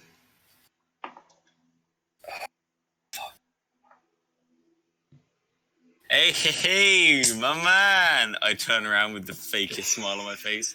Yeah, just stretching my legs. Hey, where's your spear? Didn't do me any good, did it? Got it nicked off me. Yeah. Thought it was meant to make me stronger in that, but no, Well, apparently not. Look, here's the thing. Stop bullshitting me. Okay, buddy. Kind of aggressive all of a sudden, but okay, cool, go for it. I know your predicament. I've been watching. You're in a bit of a pickle. Been in worse. Yeah, I'm not so sure. Fine. So, Nothing a little bit of teamwork can't handle. says the stupidest grin on his face. So, where you heading? Just have a look around, seeing the sights, seeing if there's anyone out here who isn't part of the swarm of burden. Kind of points back to where the gate is and's like, the bad guy's that way, right? Well, yes, but I sort of like motioned myself as like, I may as well be naked. And I have a feeling that they are not similarly non-armed to the teeth. Well, that is a shitter, but there's ways. I'm sure you ought to find one. Can't just give up. And that No, that's dickhead took your family. Exactly. Yeah. He gets like way too excited and hyped up. As you're going, yeah. Suddenly, into like the ground near where you are, and you see your blood spear embedded into the ground, and just above you on a ridge, you see the silhouette of the figure that you recognize passing you as your father. Okay, fuck. Wait, let me think. I am going to. How far is it? Like right next to me? Yeah. I mean, it narrowly missed you. I'm just gonna. Presumably, I'm close to it than he is. I'm gonna step over and grab it. Okay. And then like bare my like something snaps, bare my teeth towards the figure that represents, or maybe pretending to be, I'm not entirely sure, my dad. Bare my teeth as, that is not yours to take. Like fucking mad as hell. Like when what's his face, Bilbo, when they say that he should lose the ring, and he like snaps a little bit. Sure. So, as you do that, it kind of jumps down from the slightly raised kind of. It's just like where the dune kind of tips over, jumps down from like a height, and lands near you. That was given to me by Vordok. It's mine. Who are you to take it from me? Right, I'm gonna let me get my full title. 1 sec.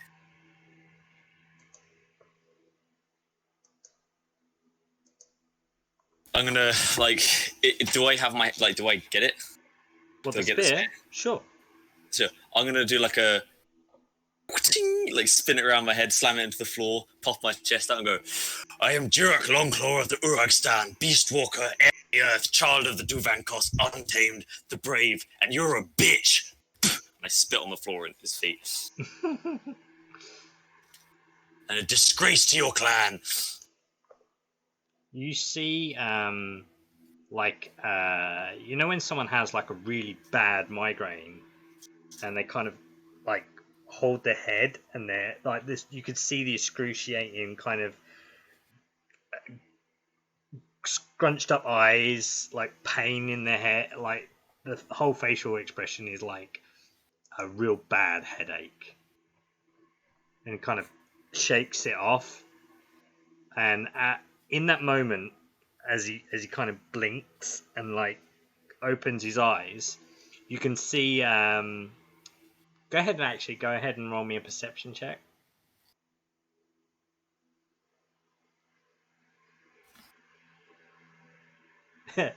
You see, the colors of his eyes, are like clear, like almost like pale white, like yeah. What I was expecting them to be when I next saw him, basically. Yeah. And as soon as like you would expect focus to happen, the cloud dissipates and the color comes back to his eyes, and you see him bare his teeth, and he just pulls like an axe to his side, and he says, I don't know who you are or who you think you are, but that spear is mine. Come and take it then. And I like crouch down and get ready for him to fucking charge me. Okay, go ahead and roll initiative. Oh, baby. Roll for me. I don't have very many hit points. Fuck.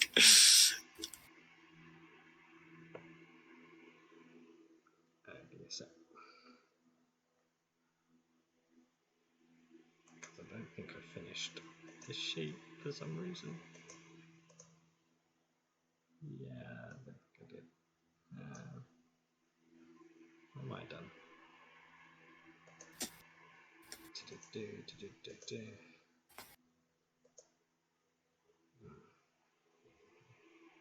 didn't, because I didn't drag his weapon in.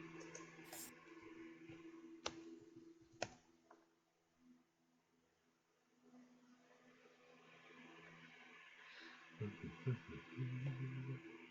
me a sec. And there is. Oh, not gonna work.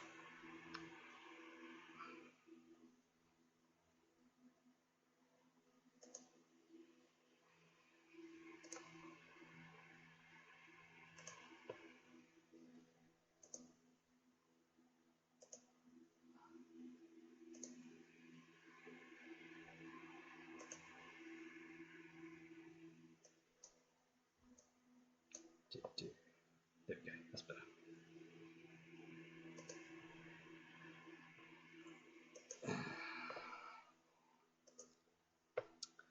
So.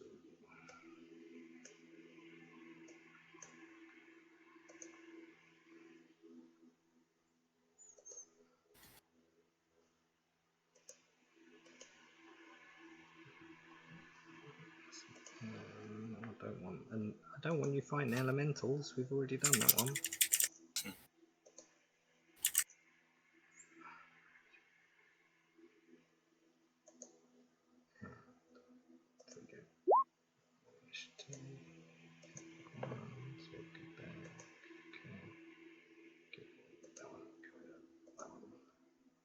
Okay, Jirek. So 10 feet in front of you. So Okay. you're like, let me move you onto a bit of the map that you can actually see. Sorry, this isn't the map, but this is just a representation of distance. Okay, so action. I'm going to cast second level Cure Wounds on myself. For 17 more hit points. I'm now at 32. I am going to bonus action Second Wind and regain even more hit points. 11 more hit points, so I'm now at 43. And I bare my teeth and say, just leveling the playing field. And I will ready myself for him to charge against me. Okay.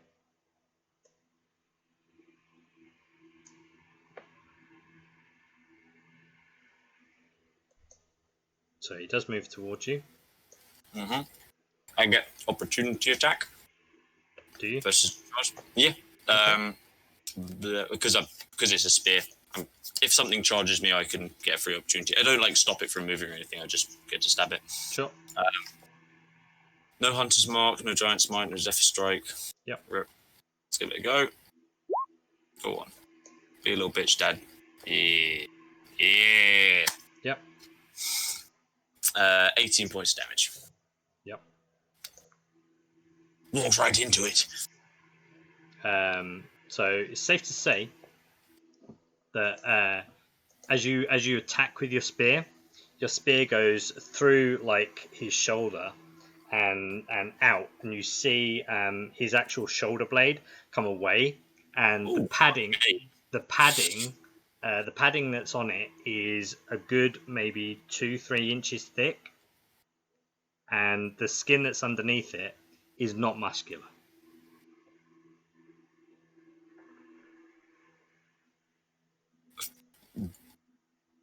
If this were a movie, it would do like a close-up on Jirak's face, and he's like flickering between just like confusion, shock, sadness, and then like it almost resolves on pity. Mm-hmm. It's like, weakling. So as he comes towards you, raised one hand, and he takes 2 slashes at you with his axe. An 18.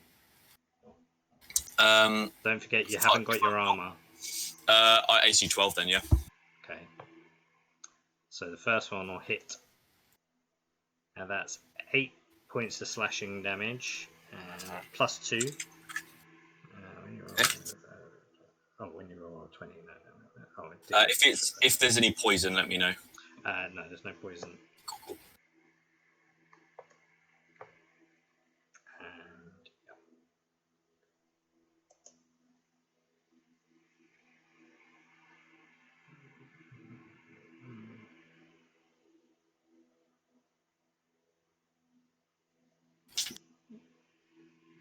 And he's going to, as a bonus action, disengage. Sneaky fucker. Alright.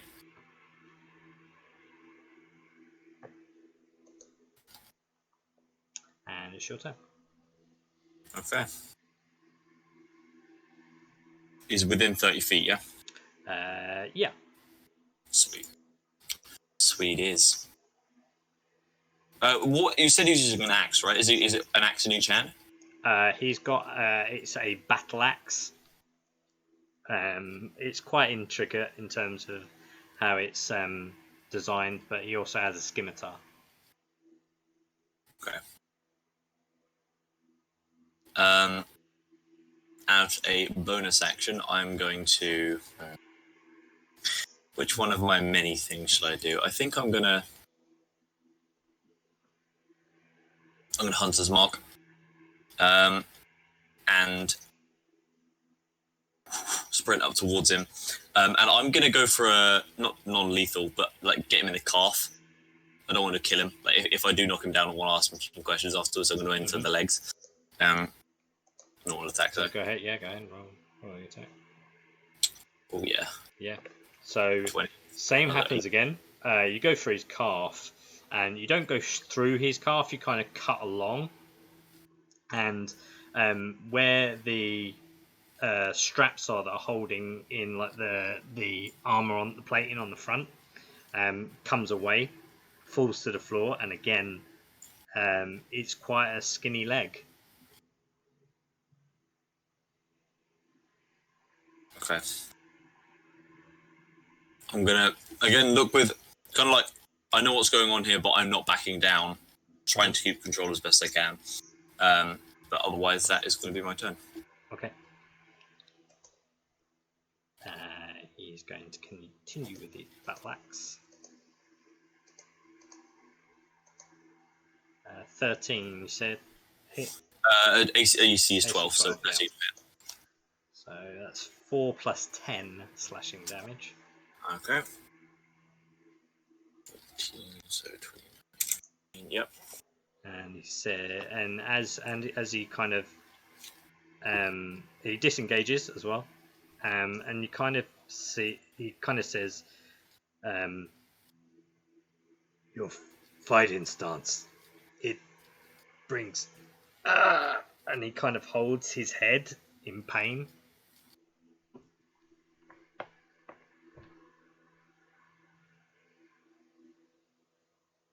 Okay. I know what I'm gonna do. End of his turn? Yeah. Okay. I'm going to get like a running start. As he disengaged, moved away from me. Get like a running start, ready the spear like I'm going to throw it like a javelin, and then just hook it like straight over his head so it goes flying off into the distance so I can't see it. Run over to him, clap my hands on either side of his face and make him like stare at me directly in the eyes, and shout at him, "Wake the fuck up!" And I'm going to cast Lesser Restoration. Okay. So So as you cast that, is there anything you say to him as you do so, other than the wake up? I'm mostly just like trying to just look him dead in the eyes, and like like remember this. Look me in the eyes. Remember who I am, kind of thing. Okay. Like don't take me for the warrior. Take me for the person you're looking at. So as you hold him, hands either side of his head, shout these words of like urgency. As you do so, his eyes cloud over again, so they go white, and he's kind of just static. I'm just gonna hold on to him, keep staring him in the eyes, even though I know that he can't. Like the whiter his eyes grows, the more he can't see me. I'm just gonna tell him to fight it. Just for me, what's the full wordings of Leicester Restoration? Just so Leicester Restoration. I know it probably doesn't actually do this, but it ends one disease or blinded, deafened, paralyzed, or poisoned. So charmed, I don't think. No, yeah. Is one of them if he is dominated or charmed. Good. But I'm hoping, Yeah, it's good to know. So as his eyes are glazed over in that blinded front again, and he's static, you kind of see the color come back. It's almost like you've dropped dye into water and it spreads.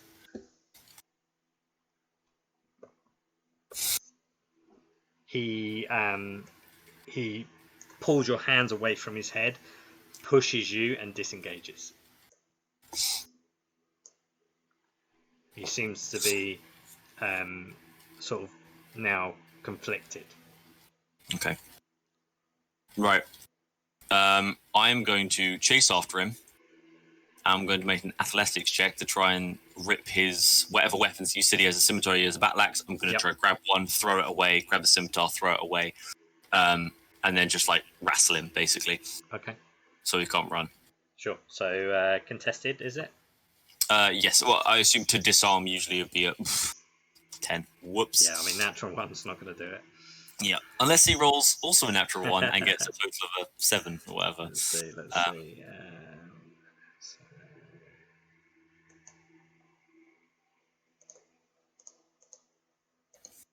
Eight.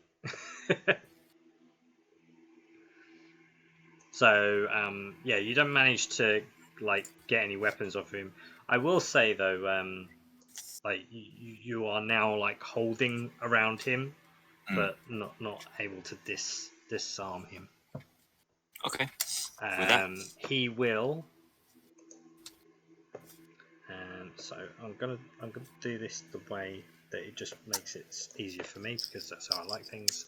Mm-hmm. He's going to only attack you once, but with a 9 he's not going to hit you. So I was going to say if he hit, then he would have done half the damage, because he's only doing it with a pummel rather than the blade. All right. So he misses. But when he goes to hit me, it looks like he's not going for a killing blow. Yeah, he can't. Well, you're behind him, grabbing and trying to disarm him. So okay, right, even in them circumstances, it'd be hard to differentiate if he's doing it to not harm you, or if it's because it's the only attack he can make. He pulls away and disengages. He does seem to be heading closer towards the gate. So he's kind of heading towards the gate again. Oh, hold on. Just moved him out of the map. Don't know why I did that. So let's say flip side. You're about. Move you around this way round. You're about that far away from the gate. Gotcha.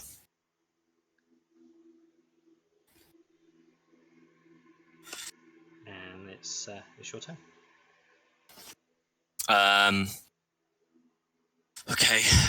So I am going to. Fuck, I'm looking for a spell that's going to give me advantage on athletics. I don't want to whiff it like that this time. Fuck me. I know what I can do.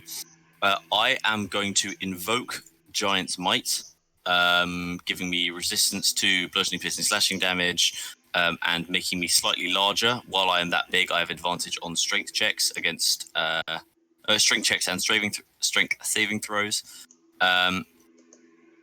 And I'm going to run and just try and grab him by the back, lift him up, and again try and look him dead in the eyes and say, "What is my sister's name?" in his face. Okay. You knew, I didn't.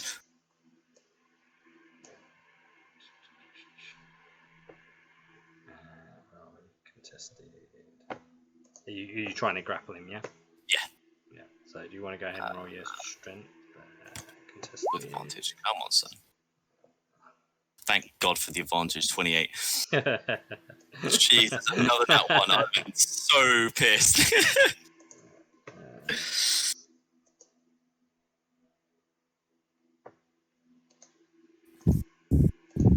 Yeah. Yeah, you have hold of him, but the colour of his eyes does not change. Fine then. And he just says, Turn to your master. I don't know who you think I am.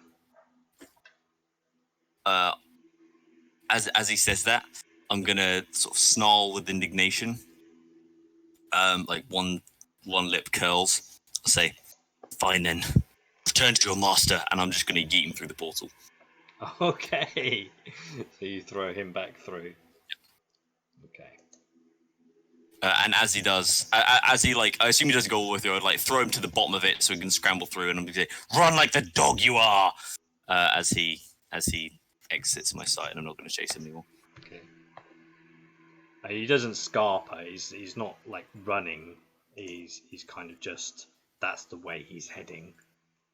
But as you yeet him and he kind of tumbles against the floor, you do see him kind of wipe like blood from his mouth, look at you in like concern, and then just kind of like rolls out of the gate and just kind of disappears through sight.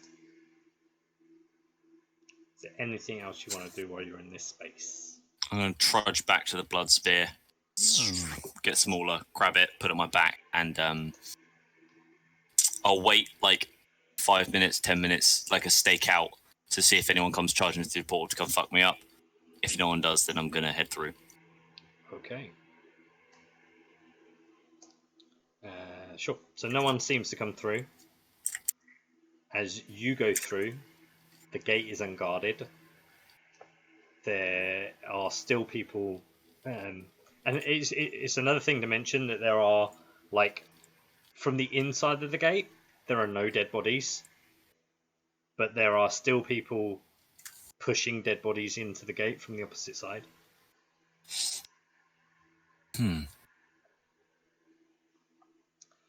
But there is still no guard at this point, and you are currently in this chamber.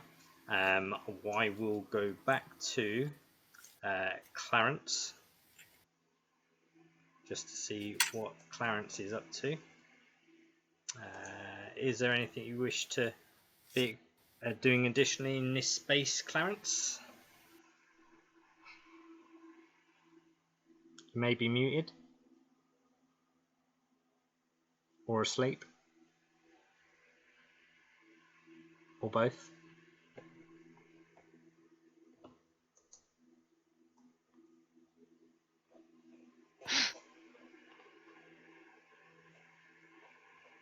Hello?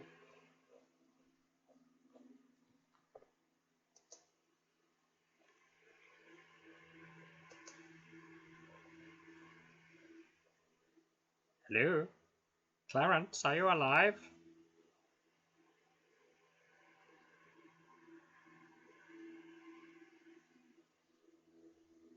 No, I think he's asleep. So I'll have to move on to Lana then. Yeah.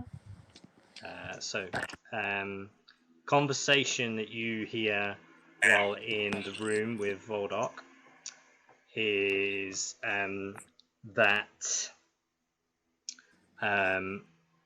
Jack has given Voldok the names of you all. He is quite well aware that now Jirak's father is that they call him the Shade Hunter, but AKA Jirak's father. You learn that Vordok has, through Jack's aid being able to control Jirak's father to do his bidding for him. You are also aware that Vordok and the Orc slavers are not continuing construction on the gate, not only because they are waiting for the heart, but because that is a prototype, and Jack has a second gate. Does he say where? He says it is in the Grotto, whatever it's grotto. called. Yeah, in the grotto. Amon.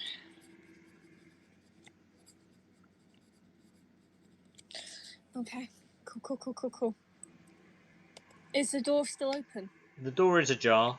After you learning how all long of would that this, take? I mean, that's a conversation that would have spanned over probably about an hour. Can I use that as a short rest because I'm just lying there? I guess so. Bulldog does lay on the bed, and you see him toss and turn and toy with the idea of sleeping. Cool. That's better than out. I'm going to go down. I'm going to buzz around his head a few times to amuse myself, and then piss off out the door. Are you sure? Um, If that's what you do, so do me a favour and make a dexterity check.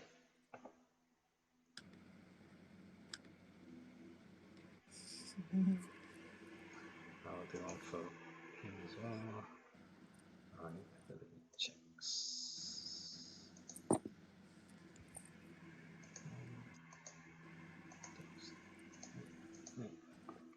Yep, so you're fortunate enough.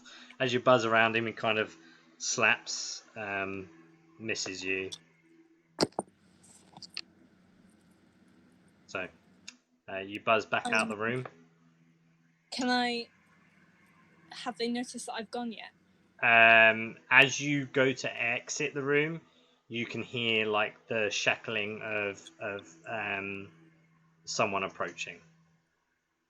I'm gonna land on the wall, so I don't get. Yeah. No. You see the guard that kind of brought you this way, heading towards the hold room. I'm then going to fly the other way towards the main area. Okay. So you go back down to the belly of the snake. Yeah. Okay. And I'm looking, and I'm going to try and get to the restroom where people are giving food and drink. Okay. So where are we?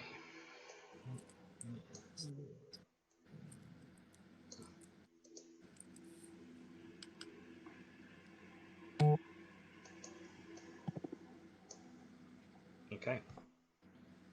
You feel free to drag your token on, but I'll just move your thing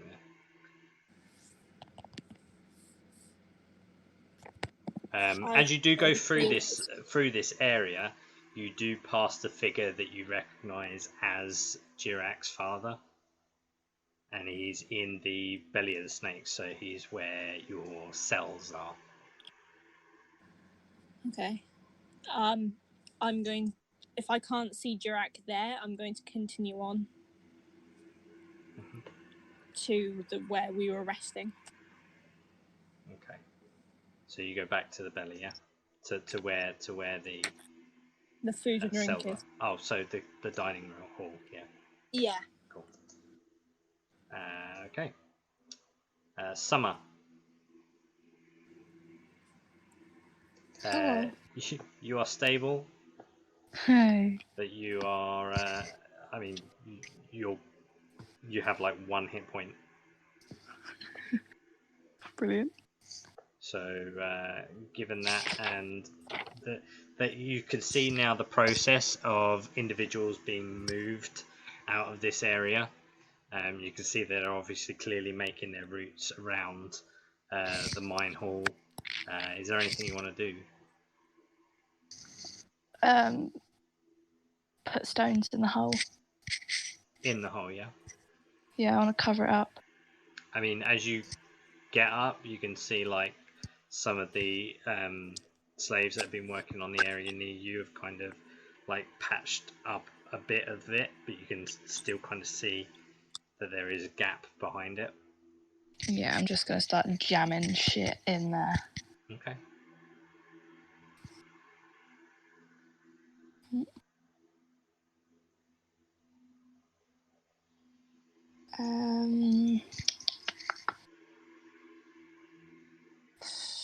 We're all like, are we all chained up together? Like my group, are they connected to another group? You're anchored to this point here. Oh, okay.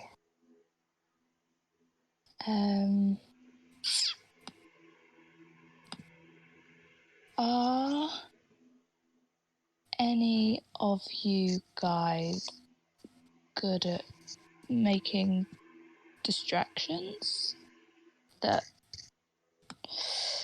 They all aren't kind of look at each near other. us?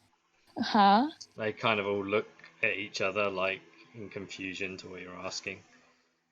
Like, I need a distraction that's on the other side of the room so that I can try and unchain us.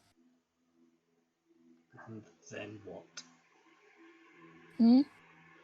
Once we're unchained, then what?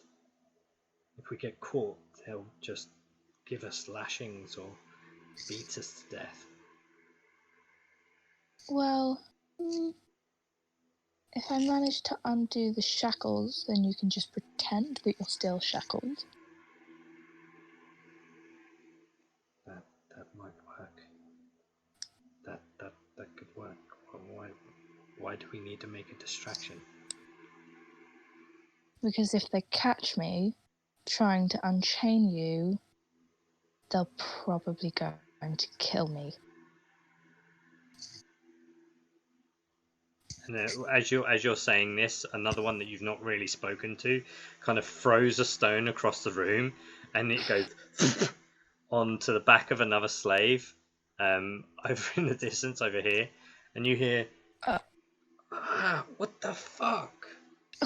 Hey, why'd you do that? And then the guard just goes, what are you shouting about? Shut the fuck up.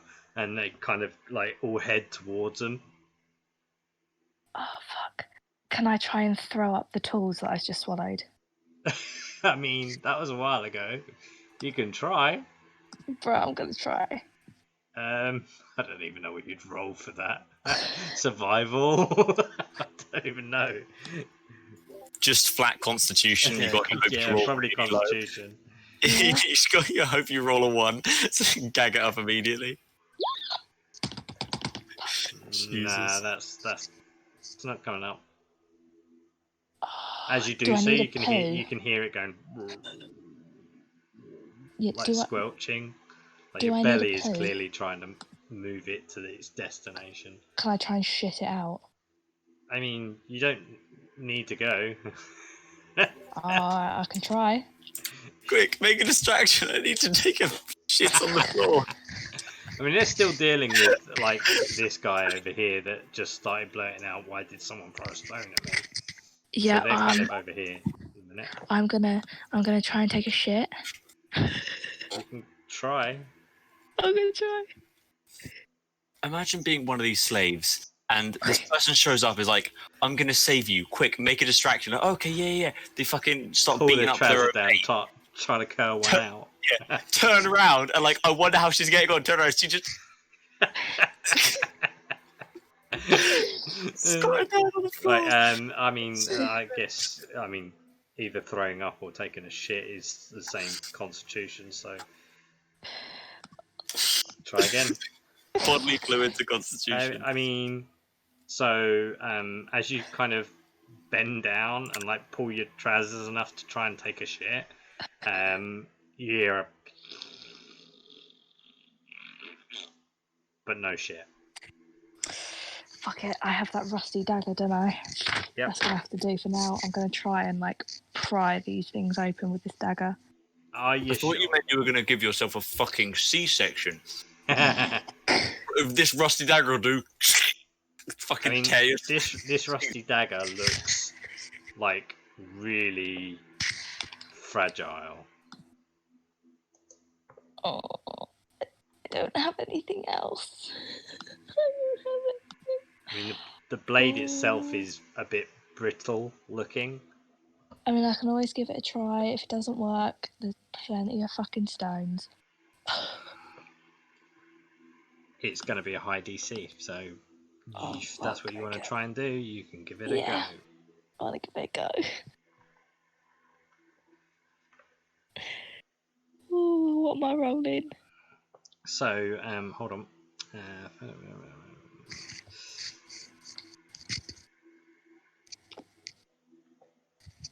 If put in mind, if you roll a natural 1, this weapon will break, like full on broken, unusable.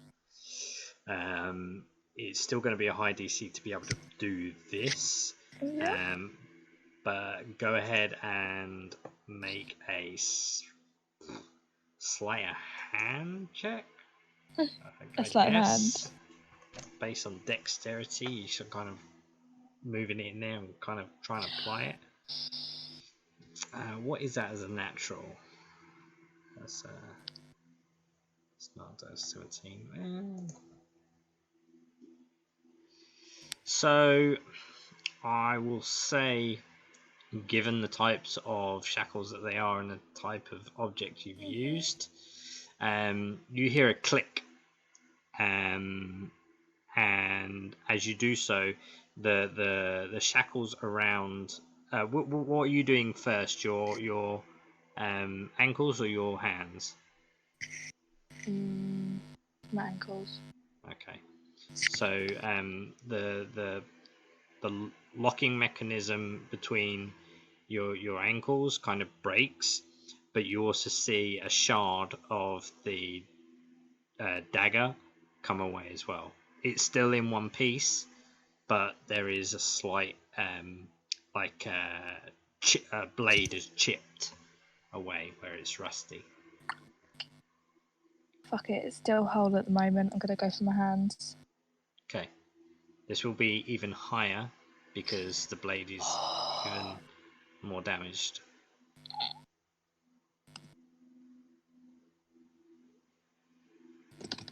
Fuck. Nope. Blade doesn't break, but it doesn't help with. It's to the point where actually you try and slot it in the same way, and where the blade has got brittle, it doesn't fit the same way that it did when you did your ankles. I'm gonna look for like a bit of rock, like a slim bit of pointed rock. I mean, there isn't any loose stone. Is sort of quite large where it's been broken away. There's not really like sharp, long, pointy stones. They're either like small rounded stones or like rock.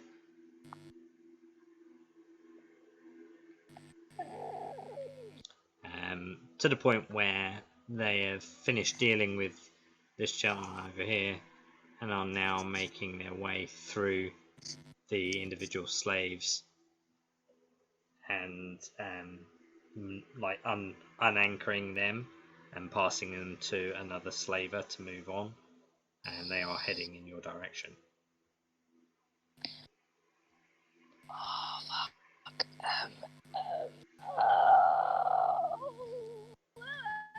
Wait. Oh fuck. Quickly. That's.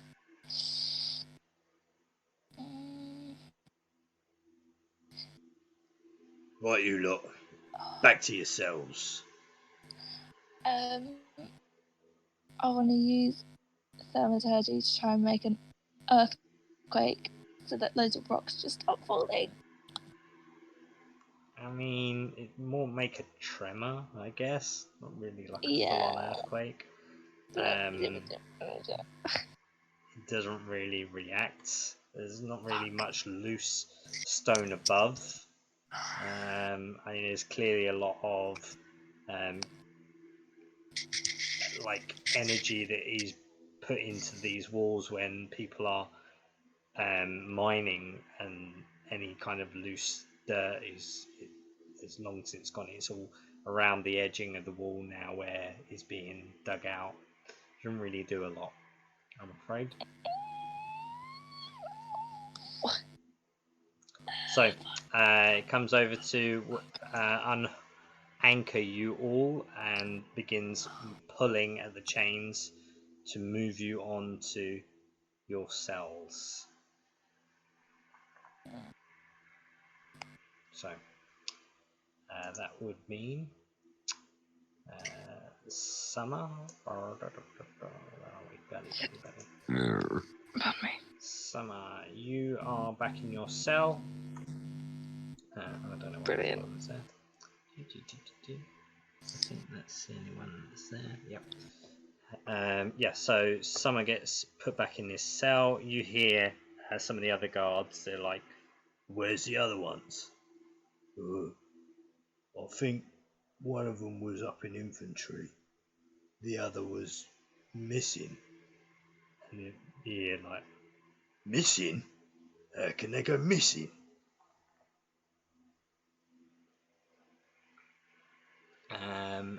Clarence, are you still asleep?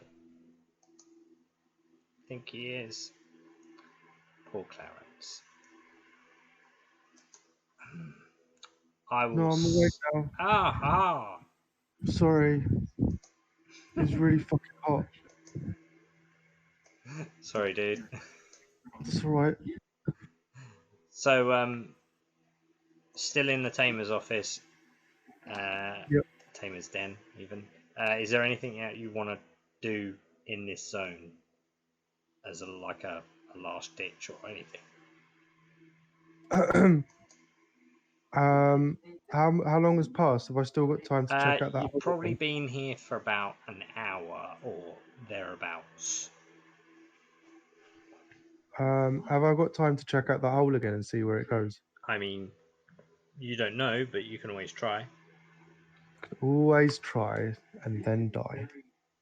Yeah. I'm gonna go back to that hole. Okay. You open the door. You get their strength check. Yep. I'm gonna get angry again. Okay. I will say, sure. It's a little heavier than you remember it being, but it does start to shift. Well, Clarence has only just woken up. I'm gonna run in the hole and see where it goes. Okay. Are you just moving the stone and going in, or Putting the stone back. so as you enter, you kind of try and shift it back? Yeah. Yeah. Okay. Another strength check then for me, please.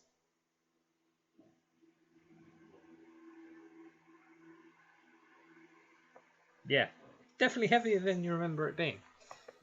But the corridor does go on. So the passageway behind you does kind of lead way. Hold on. Like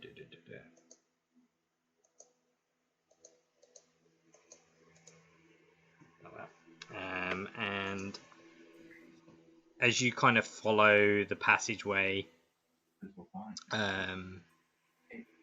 you go kind of left, follow it right. Seem to be going sort of downhill a little bit. You go around another bend, and you can kind of see where are we?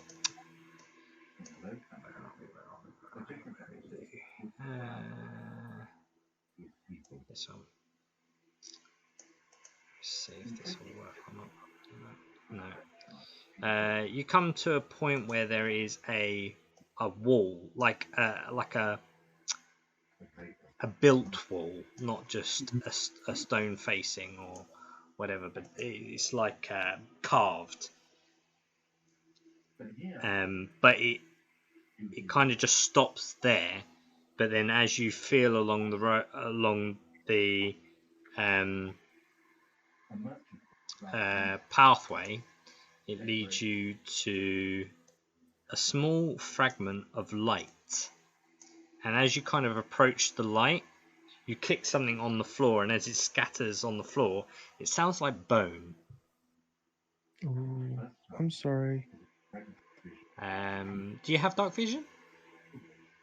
Do I have dark? Yeah, of course I do. I'm a little gnome. So you see a what seems to be recently disturbed skeleton of a, as far as you can distinguish, a dwarven individual. I mean, I don't know this yet, but is this the body that Summer found? I mean, you as a player, yes, you would probably concern that's happened. Yeah. Okay. Is there any other? Is it like leading off anywhere else, or is this just? I mean, other than the wall that was there that seemed out of place from everywhere else, because this pathway is almost just like a carved or natural form of the cave, but to come up to that brick built wall was out of place. Okay.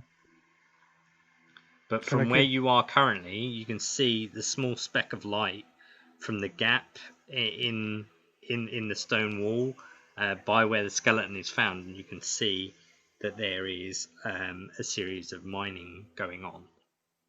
Can I see Summer? No. No. Okay. What can I discern about the wall? It's man-made, or at least it's been put there. The wall back from where you came, at least. The where you are in terms of the gap in the wall is just a series of compounded stone, where it just hasn't been dug out yet. Okay. Can I push the wall? The man-made brick wall, Yes. as you push against it, is solid. Okay. I'm gonna head back. Is there? Can I see anything else? No. No. All right. I'm gonna head back then. Okay. You go all the way back to the tamer's room, yeah. Yeah. Yeah, What sure. about that white stone? This. Oh, that didn't work at all. Yep. Yeah. That's again. It's just like the vein of that crystallite kind of stonework embedded into the wall. Okay. If you wanted it, it'd take a bit of mining to get out. Not today. No, I would say save time and brevity. You move the stone back into place. Blah blah blah. You re-enter the room with the tamers den. As you kind of put the stone back, you can hear the descending footsteps of someone coming from the stairs above. Yep. And as that door opens and you see the older orc, you see another slave orc come from the passage that you were brought here, and he says, "You're done. Back to your cell." And he kind of picks up your shackle and tugs at it for you to go with him. Okay. I'll skip along with him. Yep. So you also return back to the belly. So,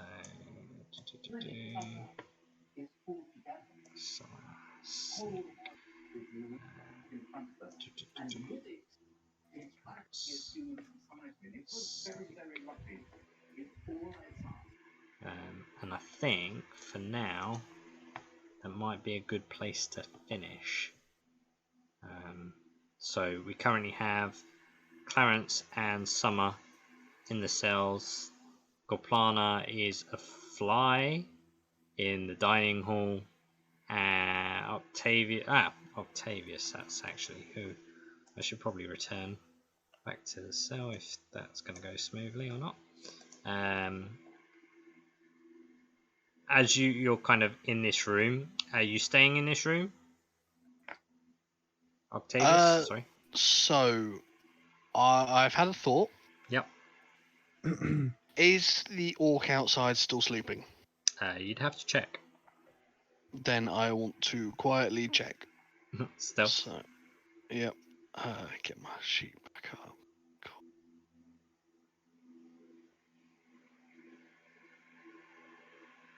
Okay, quietly, and then perception.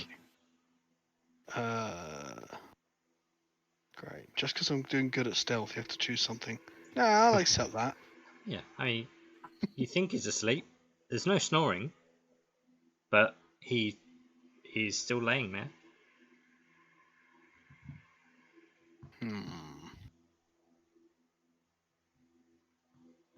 I am going to.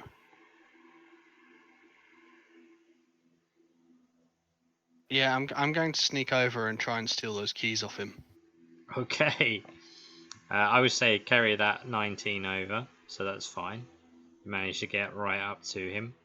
It'd be a sleight of hand check to take the keys. Okay.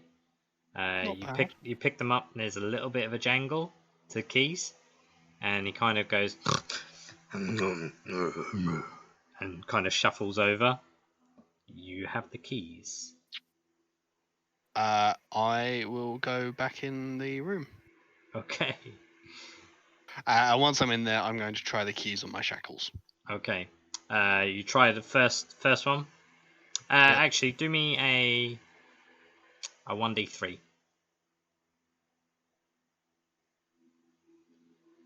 Okay.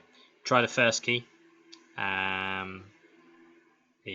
It doesn't seem to open your shackle.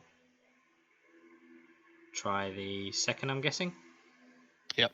Another 1d3. Yeah. Not the right one.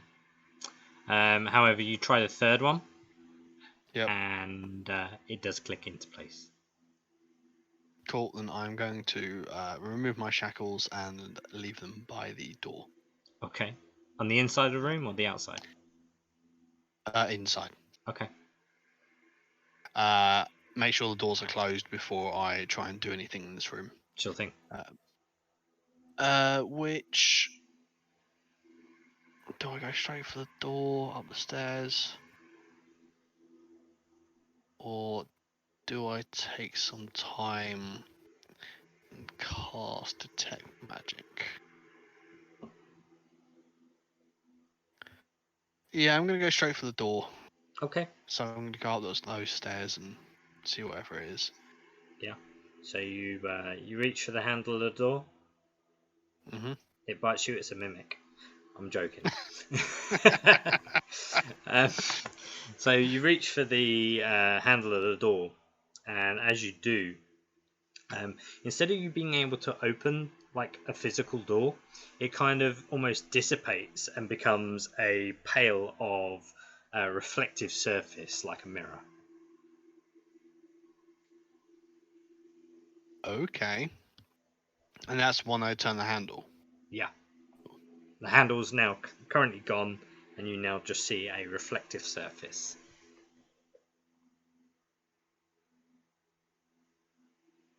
Oh. No, I'm not going through it yet.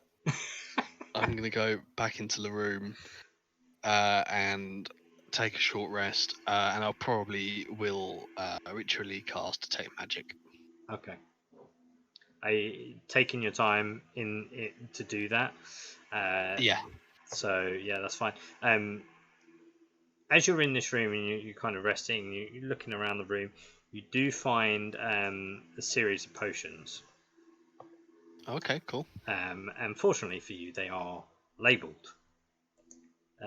So you have Greater Restoration, 1 bottle. Potion of Healing, 2 bottles. Yep. Give me a sec.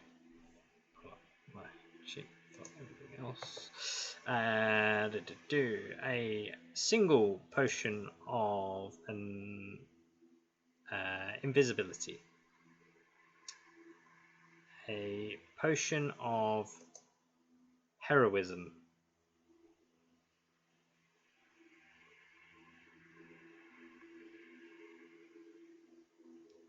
Any others? And a potion of. Do I really want to give you that? I don't think so. Potion of water breathing.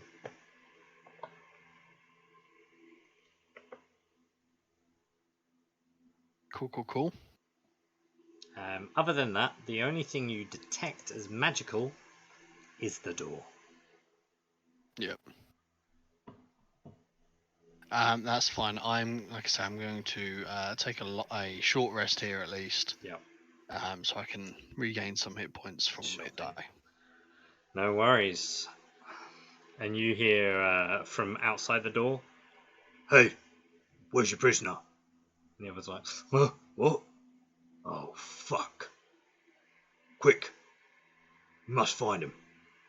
Tell the others." And you hear like a scurrying.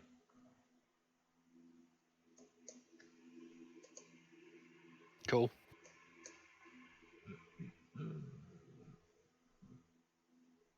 Does my short rest go without a hitch? Yeah, I mean, as far as they know, they can't pass this gate, so they wouldn't consider this as a place to look.